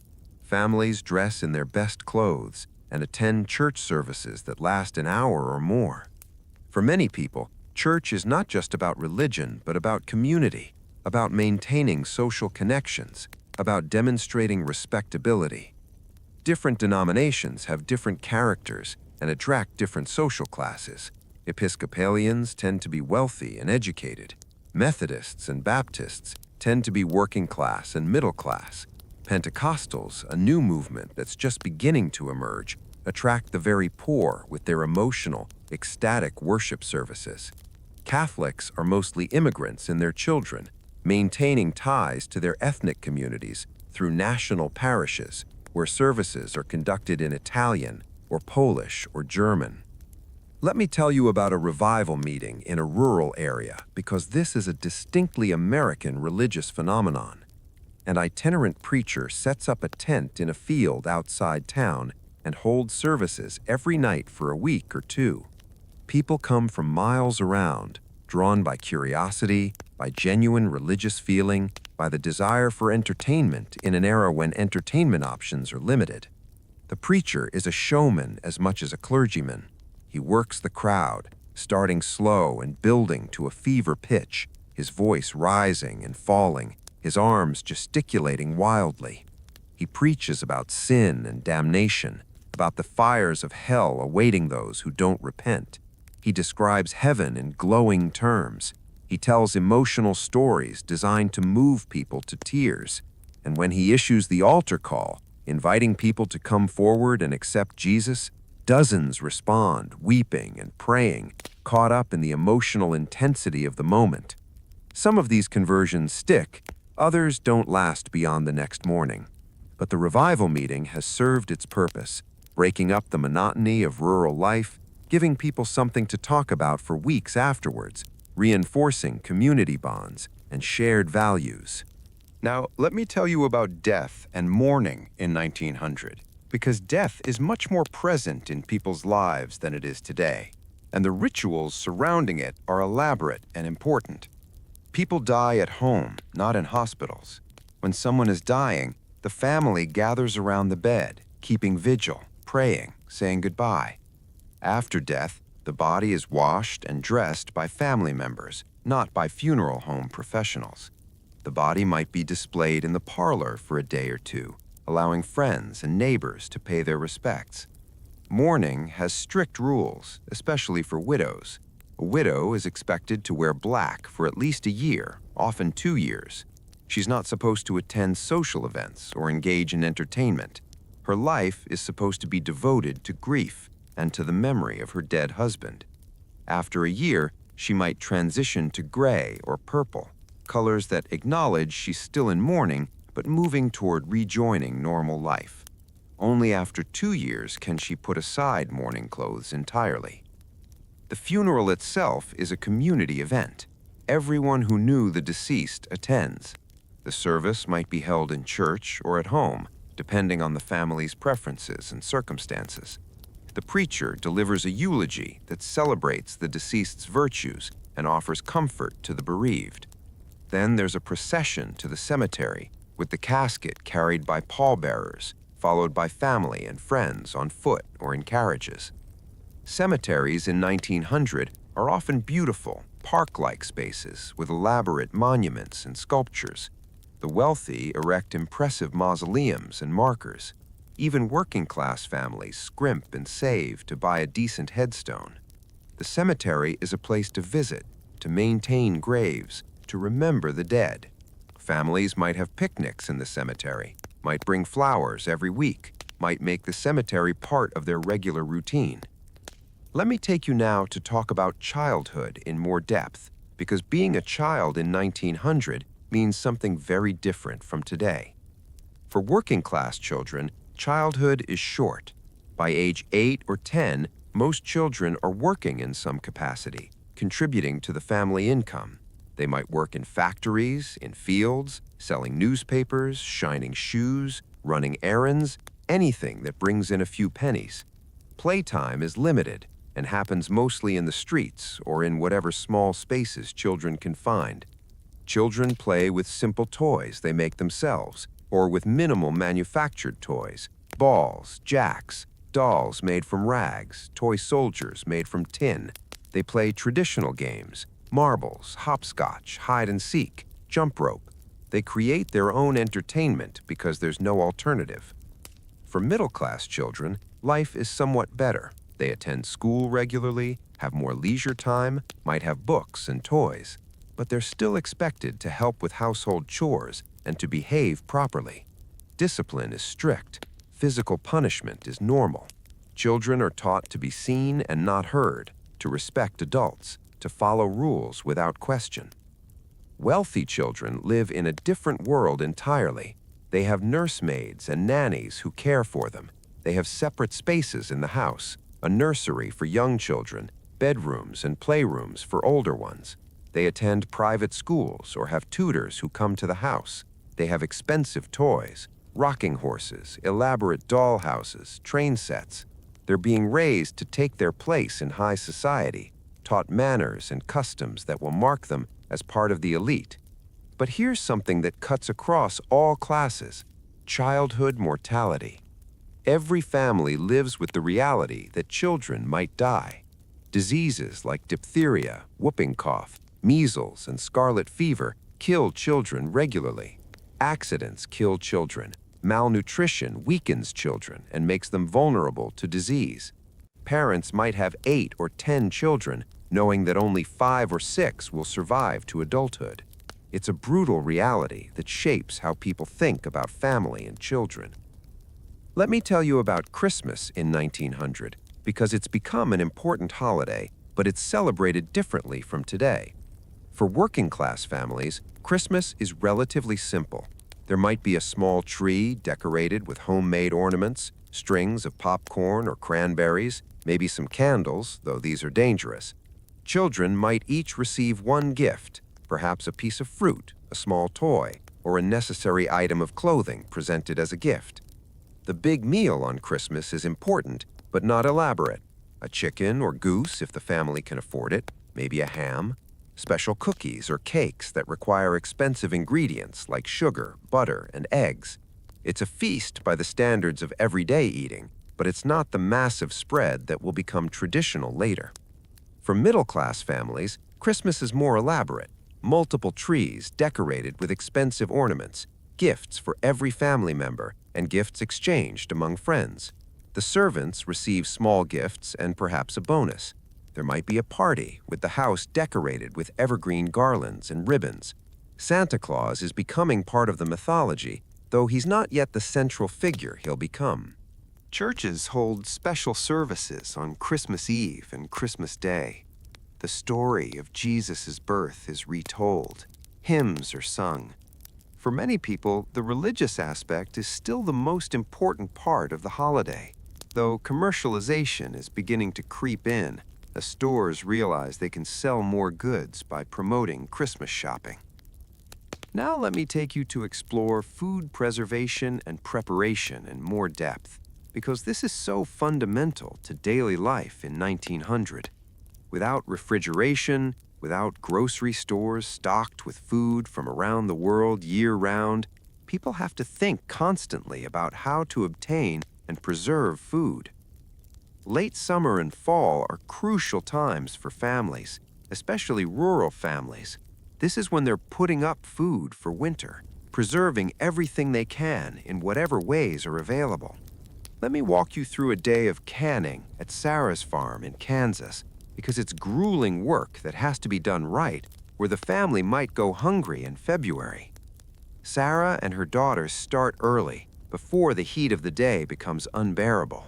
They've picked bushels of tomatoes from the garden, and these need to be processed before they spoil. First, they need to be washed, then scalded in boiling water to make the skins slip off easily. Then they need to be cut up and packed into glass jars that have been sterilized in boiling water. The jars are sealed with lids and rubber rings, then processed in a water bath to ensure they're properly sealed and safe to store. This process continues all day, with fires kept burning under multiple pots, the kitchen sweltering, everyone's hands red and wrinkled from constant immersion in hot water. They'll do this again and again throughout the harvest season, canning tomatoes, green beans, corn, peaches, whatever they can grow or afford to buy. By winter, their cellar will be lined with jars of preserved food, their insurance against hunger during the long, cold months. Meat preservation is even more critical. When a pig is slaughtered in fall, the family needs to preserve hundreds of pounds of meat without refrigeration. Some cuts are made into sausage, packed into casings and smoked. Some are cured in salt and sugar, then smoked to make ham and bacon. Some are packed in barrels of salt brine. Nothing is wasted. Even the organs are used, the liver eaten fresh, the intestines cleaned and used as sausage casings, the fat rendered into lard for cooking. Let me tell you about ice harvesting, because this is a major industry in northern states. In winter, when lakes and rivers freeze solid, crews of men cut blocks of ice, each one weighing 100 pounds or more. These blocks are loaded onto wagons and taken to ice houses, large insulated buildings where they're packed in sawdust and stored until summer. In cities, ice is delivered to homes by icemen who carry blocks with large tongs, hauling them upstairs to people's ice boxes. The ice melts slowly in the insulated box, keeping food cool for a few days. The meltwater drips into a pan underneath that needs to be emptied daily. It's a far cry from modern refrigeration, but it's better than nothing, allowing people to keep milk and meat for a short time without spoiling. Now let me take you to talk about fashion and clothing in 1900, because what people wear is not just about style, but about social class, morality, and practicality in an era when all clothing is made from natural fibers, and much of it is still made at home or by local seamstresses. For women, fashion in 1900 means layers upon layers of clothing. A respectable woman never leaves the house without being completely covered from neck to ankle. Let me walk you through getting dressed, because it's a process that reveals so much about gender and class. First comes the chemise, a loose undergarment that goes over the bare skin. Then the drawers, loose pants that tie at the waist and come down to just below the knee. Then the corset, that instrument of torture that shapes the body into the fashionable S-curve silhouette. The corset is pulled tight, compressing the waist, pushing the bust up and the hips back. Women who wear corsets tight enough to achieve the ideal 18-inch waist sometimes damage their internal organs, have trouble breathing, and faint regularly. Over the corset goes a corset cover, then petticoats, at least 2 or 3 layers of them to give the skirt the proper shape and fullness. Finally, the dress itself, with a high collar, long sleeves, and a skirt that brushes the ground. In summer, all these layers are sweltering. In winter, they're barely adequate for warmth, but fashion demands it, and women comply because appearing in public without proper dress would be scandalous.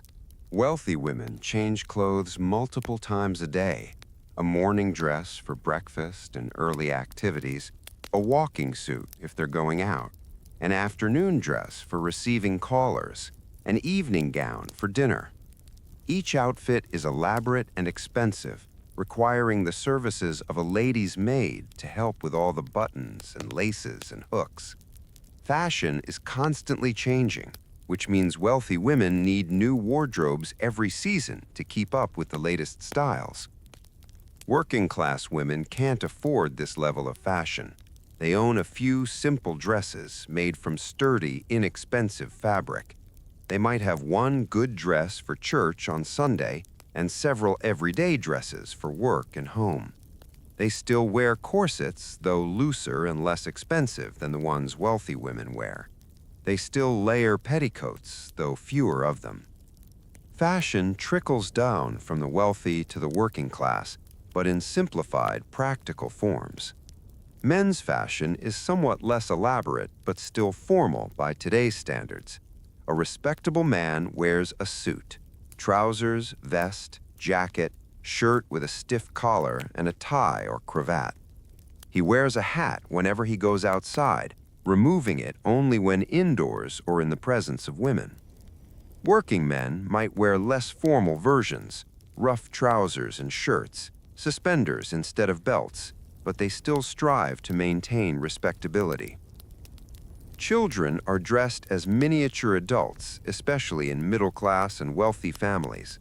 Little boys wear short pants and jackets until they're old enough to graduate to long pants, a rite of passage that marks their transition toward adulthood.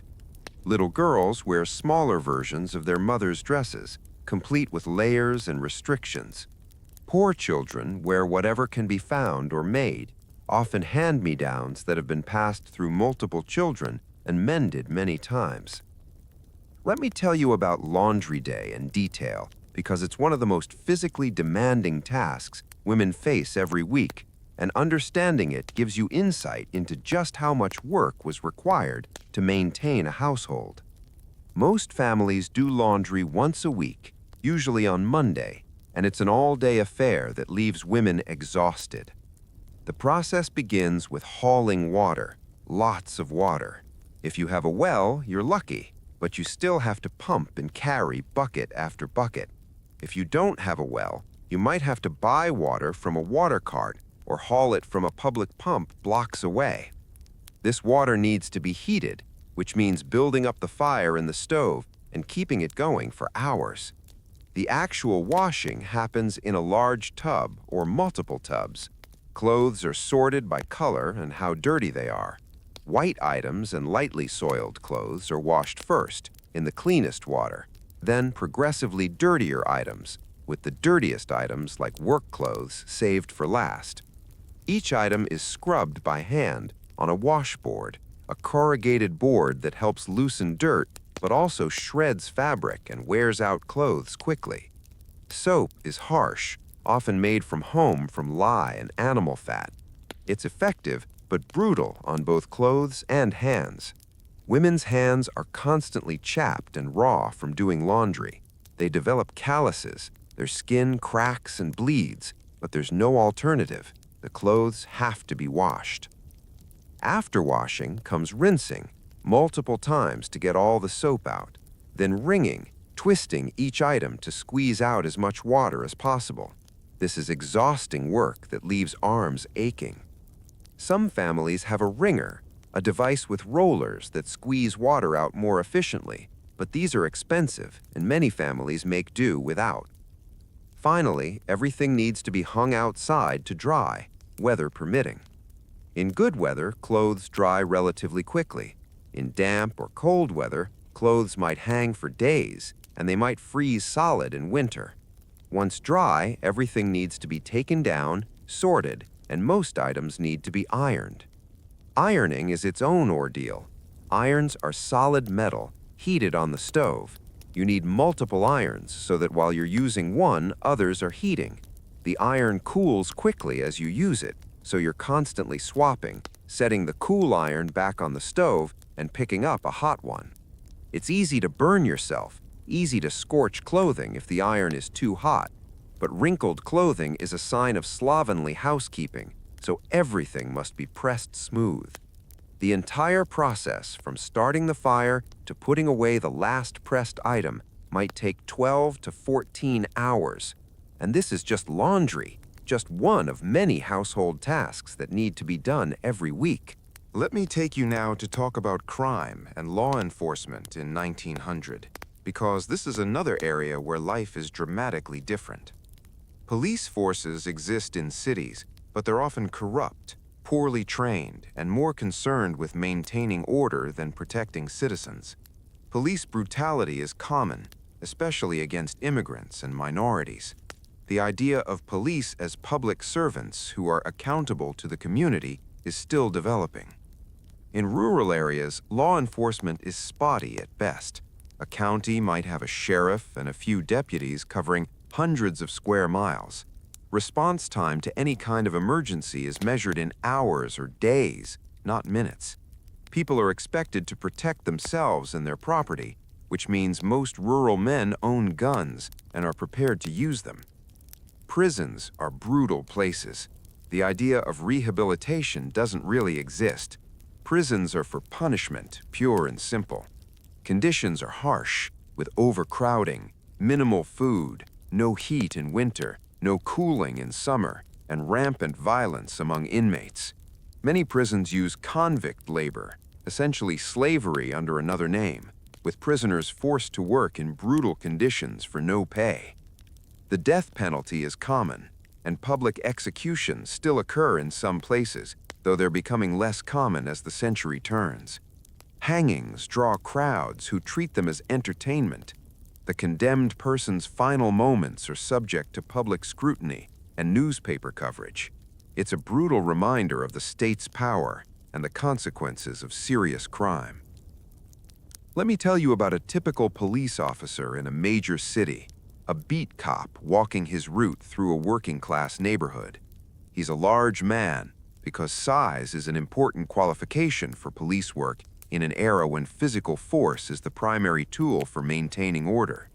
He carries a nightstick and a revolver, though he's received minimal training in using either. His job is to walk his beat, typically a 10 or 12 block area, watching for trouble and maintaining order. He knows everyone in his territory, the shopkeepers, the workers, the families, the troublemakers. He has broad discretion in how he handles situations. He might let someone off with a warning, might rough someone up in an alley to teach them a lesson, might make an arrest. There's no radio, no way to call for backup, except by blowing a whistle and hoping another cop is close enough to hear. Corruption is endemic. The cop receives a salary, but he supplements it with graft. Saloon keepers pay him to look the other way when they violate closing time laws. Prostitutes pay him for protection. Street vendors pay him to avoid harassment.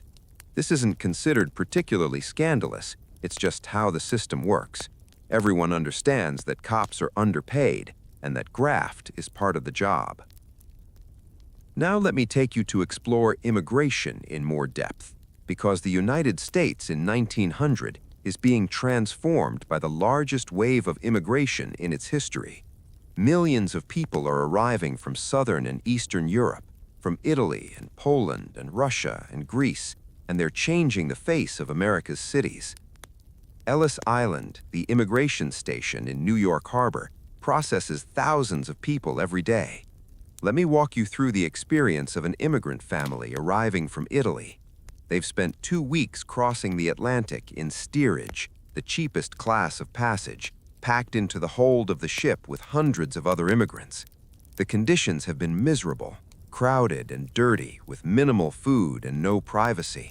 Many people have been seasick the entire journey. When the ship enters New York Harbor, everyone crowds on deck to catch their first glimpse of America. The Statue of Liberty, only 14 years old in 1900, rises from her island, a symbol of hope and new beginnings. The ship docks, and first-class and second-class passengers are inspected on board and allowed to disembark. But steerage passengers, the immigrants, are loaded onto ferries and taken to Ellis Island. At Ellis Island, they're herded into a massive hall, the Great Hall, where they wait in long lines for processing. First comes a medical inspection. Doctors watch how people walk, looking for signs of disability or disease. Anyone who seems unhealthy is marked with chalk and pulled aside for a more thorough examination. The most feared mark is an X, which indicates possible mental deficiency and almost certain deportation. Those who pass the medical inspection move on to legal inspection. They stand before an inspector who asks a rapid-fire series of questions. What is your name? Where are you from? Can you read and write? How much money do you have? Who are you going to stay with? The inspector is looking for any reason to deny entry. Criminals, anarchists, people likely to become public charges. Most people are approved, but a few are detained for further questioning, and a few are sent back. For those who are approved, the next challenge is figuring out where to go and how to get there. Many are met by relatives who've immigrated earlier, but some arrive knowing no one, speaking no English, carrying everything they own in a single bag or trunk. They're vulnerable to con artists who prey on new immigrants, offering to help while actually stealing their money or directing them to overpriced and dangerous lodgings. The immigrants who stay in New York typically settle in ethnic neighborhoods where they can be among their own people, speak their own language, find familiar food and customs. Little Italy, the Lower East Side, these neighborhoods are crowded beyond belief, with multiple families sharing small apartments, people sleeping in shifts because there's not enough space for everyone to have a bed at the same time. The immigrant experience is one of hardship and struggle, but also hope and determination. People work brutal jobs for low pay, but they're building better lives for their children. They maintain connections to the old country, sending money back to relatives, reading newspapers in their native languages, preserving traditions and customs. But they're also becoming Americans, learning English, adopting American ways, finding their place in this new country. Let me take you now to talk about disasters, because life in 1900 is more precarious than today, more vulnerable to catastrophic events that can wipe out communities and kill thousands. Fire is a constant threat in cities where buildings are built close together, many of them made of wood, and firefighting capabilities are limited. Let me tell you about a major fire in a city based on the pattern of real fires that occurred regularly in this era. It starts in a factory, maybe from a spark from machinery or a carelessly discarded cigarette. The fire spreads quickly through the building, fed by the cotton lint that fills the air and the oil that lubricates the machines. Workers try to escape, but many of the doors are locked and the fire escapes are inadequate or non-existent. Some workers jump from windows, falling to their deaths on the pavement below. The fire department responds, but their equipment is inadequate. They have horse-drawn steam pumpers that need time to build up steam pressure. They have hoses that can't reach the upper floors of tall buildings. They have ladders that are too short. They watch helplessly as the building burns and people die. The fire spreads to neighboring buildings, jumping from roof to roof, driven by wind. Soon an entire block is burning, then multiple blocks. Residents flee with whatever they can carry, watching their homes go up in flames. The fire department calls for help from neighboring cities, but it takes hours for assistance to arrive. By the time the fire is finally brought under control, dozens or hundreds of people are dead, thousands are homeless, entire neighborhoods are destroyed. The city will rebuild, but the trauma and loss will linger for years. Floods are another major threat, especially in cities built along rivers. Without the dams and levees that will be built later, rivers regularly overflow their banks during spring floods, inundating low-lying areas. People wake to find water rising in their homes, scrambling to escape to higher ground. Some don't make it. Disease outbreaks are regular occurrences. Cholera, typhoid, yellow fever. These diseases sweep through cities, killing thousands. Public health measures are primitive. When an outbreak occurs, officials might try to quarantine affected areas, but people resist. The sick are often left to die in their homes, and the poor die in far greater numbers than the wealthy who can flee to the countryside. Now let me take you to experience some of the simple pleasures of life in 1900. Because despite all the hardships, people still find joy and meaning in their daily lives. Let me tell you about a summer evening in a small town in the Midwest, when the heat of the day has passed and people come outside to enjoy the cooler air. Families sit on their porches, rocking in wooden rocking chairs, fanning themselves with hand fans. Neighbors call to each other across yards. Children play games in the street, running and laughing, their shouts echoing in the twilight. The occasional carriage passes by, the horse's hooves clip-clopping on the dirt road. Someone down the street is playing a piano, the sound drifting through open windows. It's a popular tune that everyone knows, and people start singing along from their porches, their voices mingling in informal harmony. It's a simple pleasure, this sense of community and shared experience, and it's something that people in 1900 have that's perhaps been lost in later eras. Let me tell you about a county fair, a major event that draws people from miles around. The fair is a part agricultural show, part carnival, part social gathering. Farmers bring their best livestock to compete for prizes and bragging rights. Women enter competitions for the best pies, preserves, and quilts. Children compete in races and games.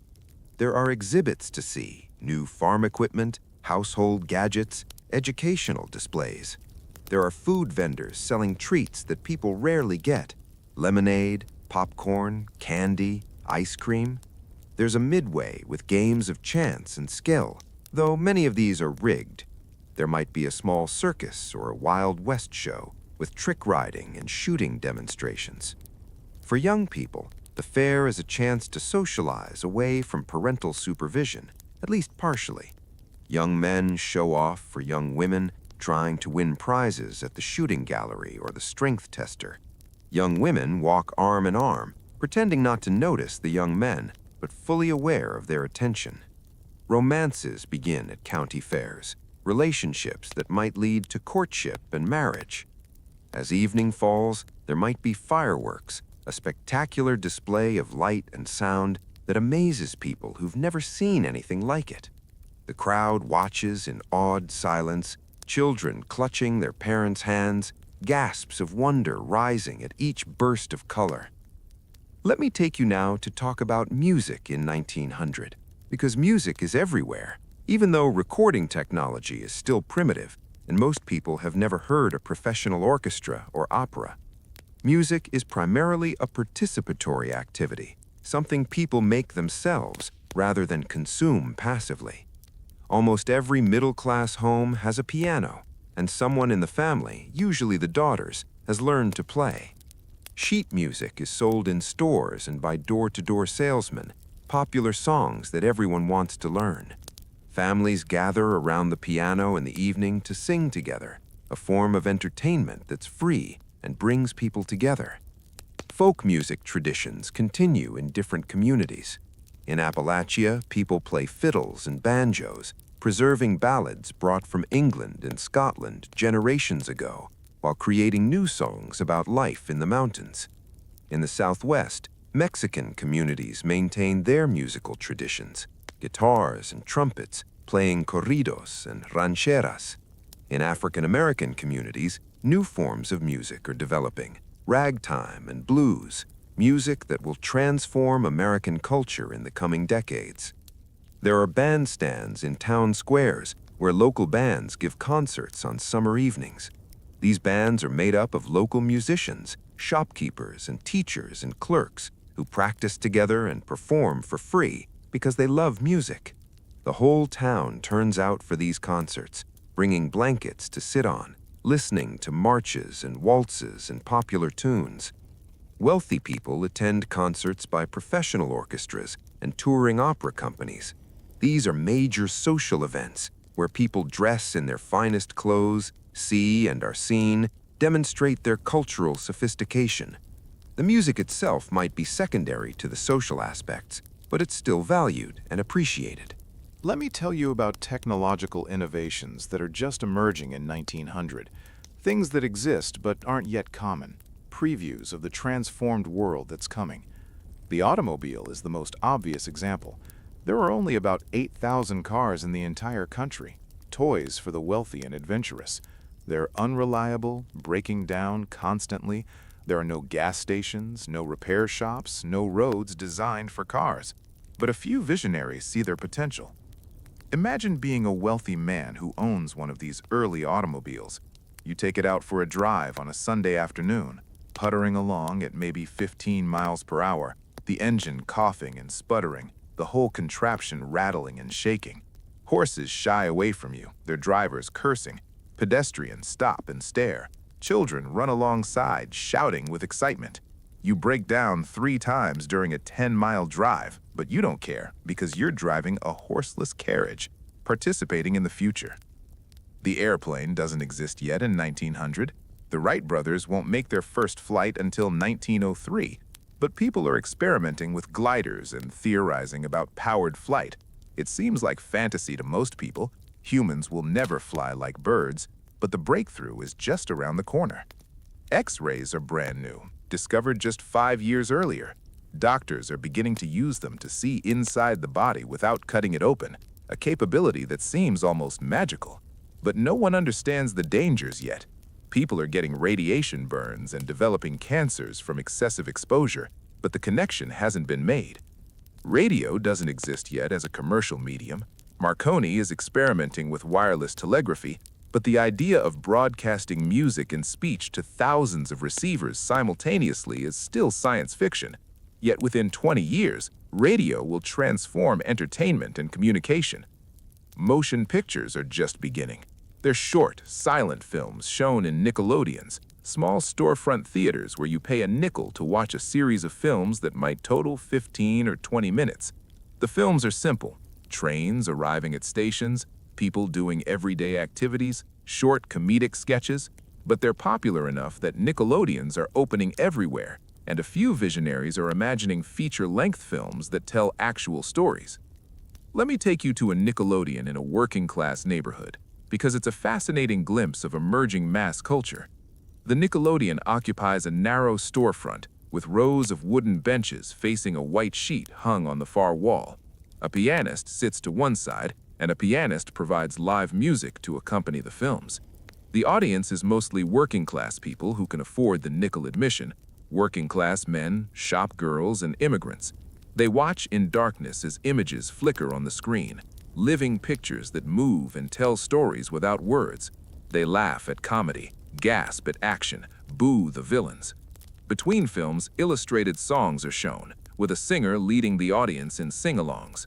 This is the birth of movie culture, crude and simple, but wildly popular. Within a few years, Nickelodeons will be everywhere, and the film industry will begin its transformation into a major business and art form. Now let me take you to explore some specific regions and communities we haven't visited yet, because America in 1900 contains such diversity. Let me take you to a mining town in Colorado, where men dig for silver and gold and other metals in the mountains.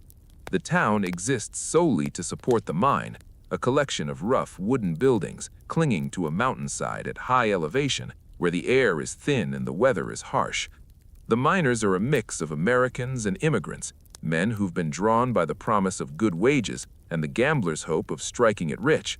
They work in dangerous conditions, drilling and blasting rock, working by candlelight in tunnels that could collapse at any moment. Accidents are common. Cave-ins, explosions, flooding, poisonous gases. Men are injured or killed regularly, and the mining company replaces them with new workers who need the money badly enough to take the risk. The town is rough and male-dominated. Saloons and brothels outnumber churches and schools. Violence is common, with arguments settled by fists or guns. Law enforcement is minimal, and such law as exists is often in the pocket of the mining company. It's a place where fortunes can be made and lost overnight, where men work hard and play harder, where civilization is a thin veneer over barely contained chaos. But there are families in the mining town too, women and children who followed their men to this remote and inhospitable place. The women make homes in small shacks, doing their best to create normalcy and comfort in harsh surroundings. They form tight communities, helping each other through the constant threat of disaster, the grinding poverty, the loneliness of life in such an isolated place. Let me take you now to a fishing village in Maine, where life revolves around the sea and its rhythms. The men are fishermen who go out in small boats to catch cod, haddock, mackerel, and lobster. It's dangerous work, with storms and fog and cold water always threatening. Men are lost at sea regularly, their boats vanishing without trace, leaving widows and orphans to fend for themselves. The village is small and insular, with families that have lived there for generations. Everyone knows everyone else, and everyone's business is common knowledge. The social structure is determined by who has the most successful boats, who brings in the biggest catches, who can afford to own their boats rather than working for others. Life is hard and uncertain, dependent on the sea's bounty, which can't be predicted or controlled. A good season means relative prosperity, enough money to get through winter and maybe make repairs or improvements. A bad season means hardship, possibly having to leave the village to find other work. Women wait at home, mending nets, processing fish, raising children, always with an undercurrent of worry about whether their men will return safely. Let me take you now to a lumber town in Oregon, where massive old-growth forests are being cut down and processed. The town exists to serve the logging operations and sawmill, with most men working either in the woods felling trees or in the mill cutting them into lumber. The work is dangerous and exhausting, and the town is rough, dominated by single men living in bunker houses, spending their pay on drink and entertainment. The sawmill is a constant presence, the sound of saws cutting wood, the smell of fresh-cut timber, the sight of mountains of sawdust. The mill runs 12 hours a day, 6 days a week, consuming trees and producing lumber that's shipped around the country and the world. Men work in the mill under conditions that are loud, dangerous, and dirty. Accidents happen daily, with men losing fingers or hands or worse to the machinery. Let me take you now to the southwest, to a small town in New Mexico, where Spanish-speaking families have lived for generations, their ancestors arriving centuries before the United States existed. Life here has a different rhythm and character, shaped by the desert environment and the blending of Spanish, Mexican, and Native American cultures. The town is built around a plaza with a church on one side, a pattern that goes back to Spanish colonial times. Houses are made of adobe, thick walls that provide insulation against the desert heat. Life revolves around the extended family, with grandparents, parents, children, aunts, uncles, and cousins all living close together and involved in each other's lives. The economy is primarily agricultural and pastoral, with families growing crops in irrigated fields along the river and grazing sheep and goats on desert lands. Water is precious, carefully managed through a system of irrigation ditches that predates American control. Water rights are zealously guarded, and disputes over water can escalate to violence. The culture is deeply Catholic, with the church central to community life. Feast days are celebrated with processions, special masses, and community meals. Traditional arts like weaving and wood carving continue, passed down through generations. Spanish is the language of daily life, though children are learning English in school, part of the slow process of Americanization. The relationship with the United States government and Anglo settlers is complex and sometimes tense. Land grants dating back to Spanish and Mexican times are being challenged and sometimes stolen through legal maneuvers that most residents don't understand. Traditional ways of life are under pressure to change, but the community maintains its identity and traditions, adapting where necessary, but preserving what's essential. Now, as we move deeper into the night, let me tell you about some of the small moments that make up daily life in 1900. The moments that don't make history books, but that fill people's actual lived experience. A mother braiding her daughter's hair in the morning, her fingers moving automatically through the familiar routine while her mind is already on the day's tasks. A man pausing during his work to wipe sweat from his forehead and take a drink of water, a brief moment of rest before continuing. A child finding a penny on the street and feeling like the luckiest person in the world, running to show the treasure to their mother. An elderly woman sitting in a rocking chair on her porch, watching the world go by, her hands busy with knitting, but her mind far away, remembering people and times long gone.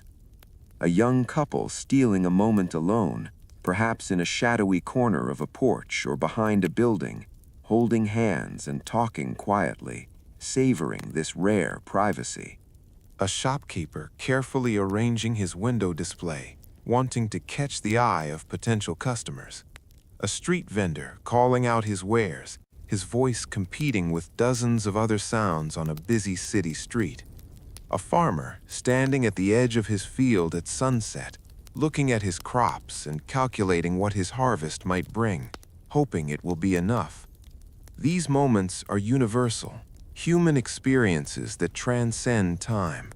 People in 1900 feel joy and sadness, hope and fear, love and anger, just as we do. Their circumstances are different. The context of their lives is foreign to us, but their emotional lives are recognizable and familiar. Let me tell you about celebrations and holidays, because these break up the routine of work and provide moments of joy and community. 4th of July is celebrated with parades, speeches, picnics, and fireworks. It's a patriotic holiday, but also simply a day off work, a chance to relax and enjoy summer.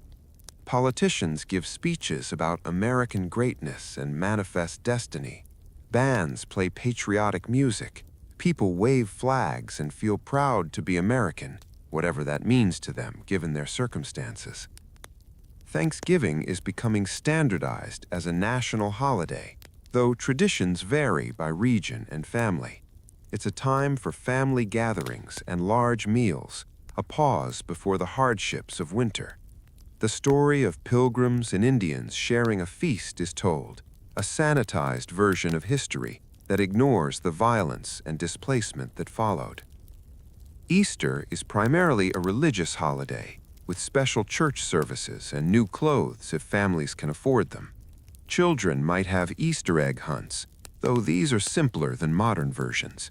It's a spring holiday, a celebration of renewal and rebirth that coincides with the natural world awakening from winter dormancy. Now, if you're still here with me, still journeying through 1900, letting these stories and details wash over you in this calm, gentle way, I want to thank you one more time. Your patience and curiosity mean everything. Before we continue toward our conclusion, please take a moment to like this video if you haven't already, and leave a comment sharing your thoughts. What has surprised you most? What would you want to experience from 1900? And what would you definitely want to avoid? Your engagement helps Dreamless Timelines continue creating these deep, historical explorations. And if you haven't subscribed yet, well, there's no time like the present. Hit that subscribe button and join our community of history lovers who appreciate this calming, detailed approach to understanding the past. Let me take you now to talk about beauty and personal appearance in 1900, because standards and practices are so different from today. For women, pale skin is considered beautiful, a sign that you don't work outdoors and therefore occupy a higher social class. Women use parasols to shade themselves from the sun, wear hats with veils, apply powders and creams to lighten their complexions. The idea of deliberately tanning would seem bizarre and lower class. Makeup exists but is associated with actresses and prostitutes. Respectable women don't wear obvious makeup, though they might pinch their cheeks to bring color to them or secretly use a little bit of rouge. The ideal appearance is natural, healthy, but not artificially enhanced. Women are supposed to be beautiful through virtue and good breeding, not through cosmetic artifice. Hair is important. Women wear their hair long, piled on top of their heads, in elaborate arrangements. Cutting a woman's hair short would be shocking, a sign of illness or insanity or loose morals. Women spend hours arranging their hair, using rats, pads of artificial hair to add volume, and hundreds of hairpins to hold everything in place. Going out with your hair down would be almost as scandalous as going out naked. For men, facial hair is common and takes many forms: full beards, mutton chops, elaborate mustaches. A clean-shaven face is less common and might be seen as boyish or odd. Hair is worn short, but not as short as modern crew cuts. Men visit barbers regularly for shaves and haircuts, and the barbershop is a social space where men gather to talk and exchange news. Dental hygiene is minimal by modern standards. People clean their teeth with brushes and powders, but without fluoride or modern dental care, tooth decay is common. Many people have lost most or all of their teeth by middle age. Dentures exist, but are uncomfortable and obvious. Some people simply learn to live without teeth, eating soft foods and avoiding situations where their missing teeth would be too noticeable. Personal hygiene varies widely by class. Wealthy people bathe regularly in bathrooms with hot and cold running water. Middle-class people bathe weekly in portable tubs that are filled with water heated on the stove and emptied bucket by bucket. Working-class people in crowded tenements might bathe in public bathhouses or simply wash themselves piecemeal at a basin. The full-body bath is a major undertaking, not something done casually or frequently. Now, let me shift toward our conclusion, as we've journeyed together through so many aspects of life in 1900. We've seen how people lived, worked, loved, suffered, celebrated, and died. We've seen the vast differences between rich and poor, between urban and rural, between different regions and ethnic groups. We've seen a country in transition, one foot still in the agricultural past, one foot stepping toward the industrial future. Life in 1900 is harder than most of us can truly imagine. The physical labor, the constant threat of disease and death, the limited opportunities, the grinding poverty that so many endure, all of this is real and overwhelming. Yet people persevere. They find joy in small things: a good meal, time with family, a beautiful sunset, a child's laughter. They maintain hope even when circumstances seem hopeless. They build communities and support each other through hardship. The people of 1900 are building the world we've inherited. The immigrants arriving at Ellis Island are our great-grandparents or great-great-grandparents. The children attending one-room schoolhouses will grow up to fight in World War I, to live through the Great Depression, to see the invention of airplanes, automobiles, radio, television, computers. The technological revolution is beginning, though most people in 1900 can't see it yet. Social changes are coming too. Women will win the right to vote. Labor unions will win better conditions and pay for workers. Civil rights movements will challenge racial segregation and discrimination. though that struggle will take much longer and is far from finished even in our own time. The progressive movement will lead to reforms in food safety, working conditions, government corruption, and more. But in 1900, all of that is still in the future. People are living their lives day by day, doing their best with what they have, hoping for better and preparing for worse. They're remarkably resilient, these people, capable of enduring hardships that would break many of us. They're also remarkably similar to us in their fundamental humanity, their need for love and connection, their capacity for kindness and cruelty, their mix of virtue and vice. As you drift off to sleep tonight, in your comfortable bed, with your climate-controlled room and your modern conveniences, take a moment to think about these people we visited. Think about Giuseppe working construction, Maria doing laundry, Sarah canning tomatoes, Thomas picking cotton, Elizabeth trying to reform society, Dr. Morrison treating patients with limited tools, Miss Peterson teaching in her one-room schoolhouse. Think about all the unnamed millions living quiet lives of struggle and hope, building families and communities, surviving and occasionally thriving. Their world is gone now, swept away by the changes of the past century. But understanding it helps us understand our own world, helps us appreciate how far we've come and what we've lost along the way. The people of 1900 didn't have our technology or our comfort, but they had things we might have lost: stronger communities, closer family bonds, a slower pace of life that allowed for deeper connections. So as you close your eyes and let sleep take you, let yourself imagine life in 1900 one more time. Feel the weight of history, the long chain of people who came before us, each one living their life as best they could, each one contributing to the world we've inherited. They're our ancestors, our connection to the past, our reminder that history isn't just dates and events, but lived human experience.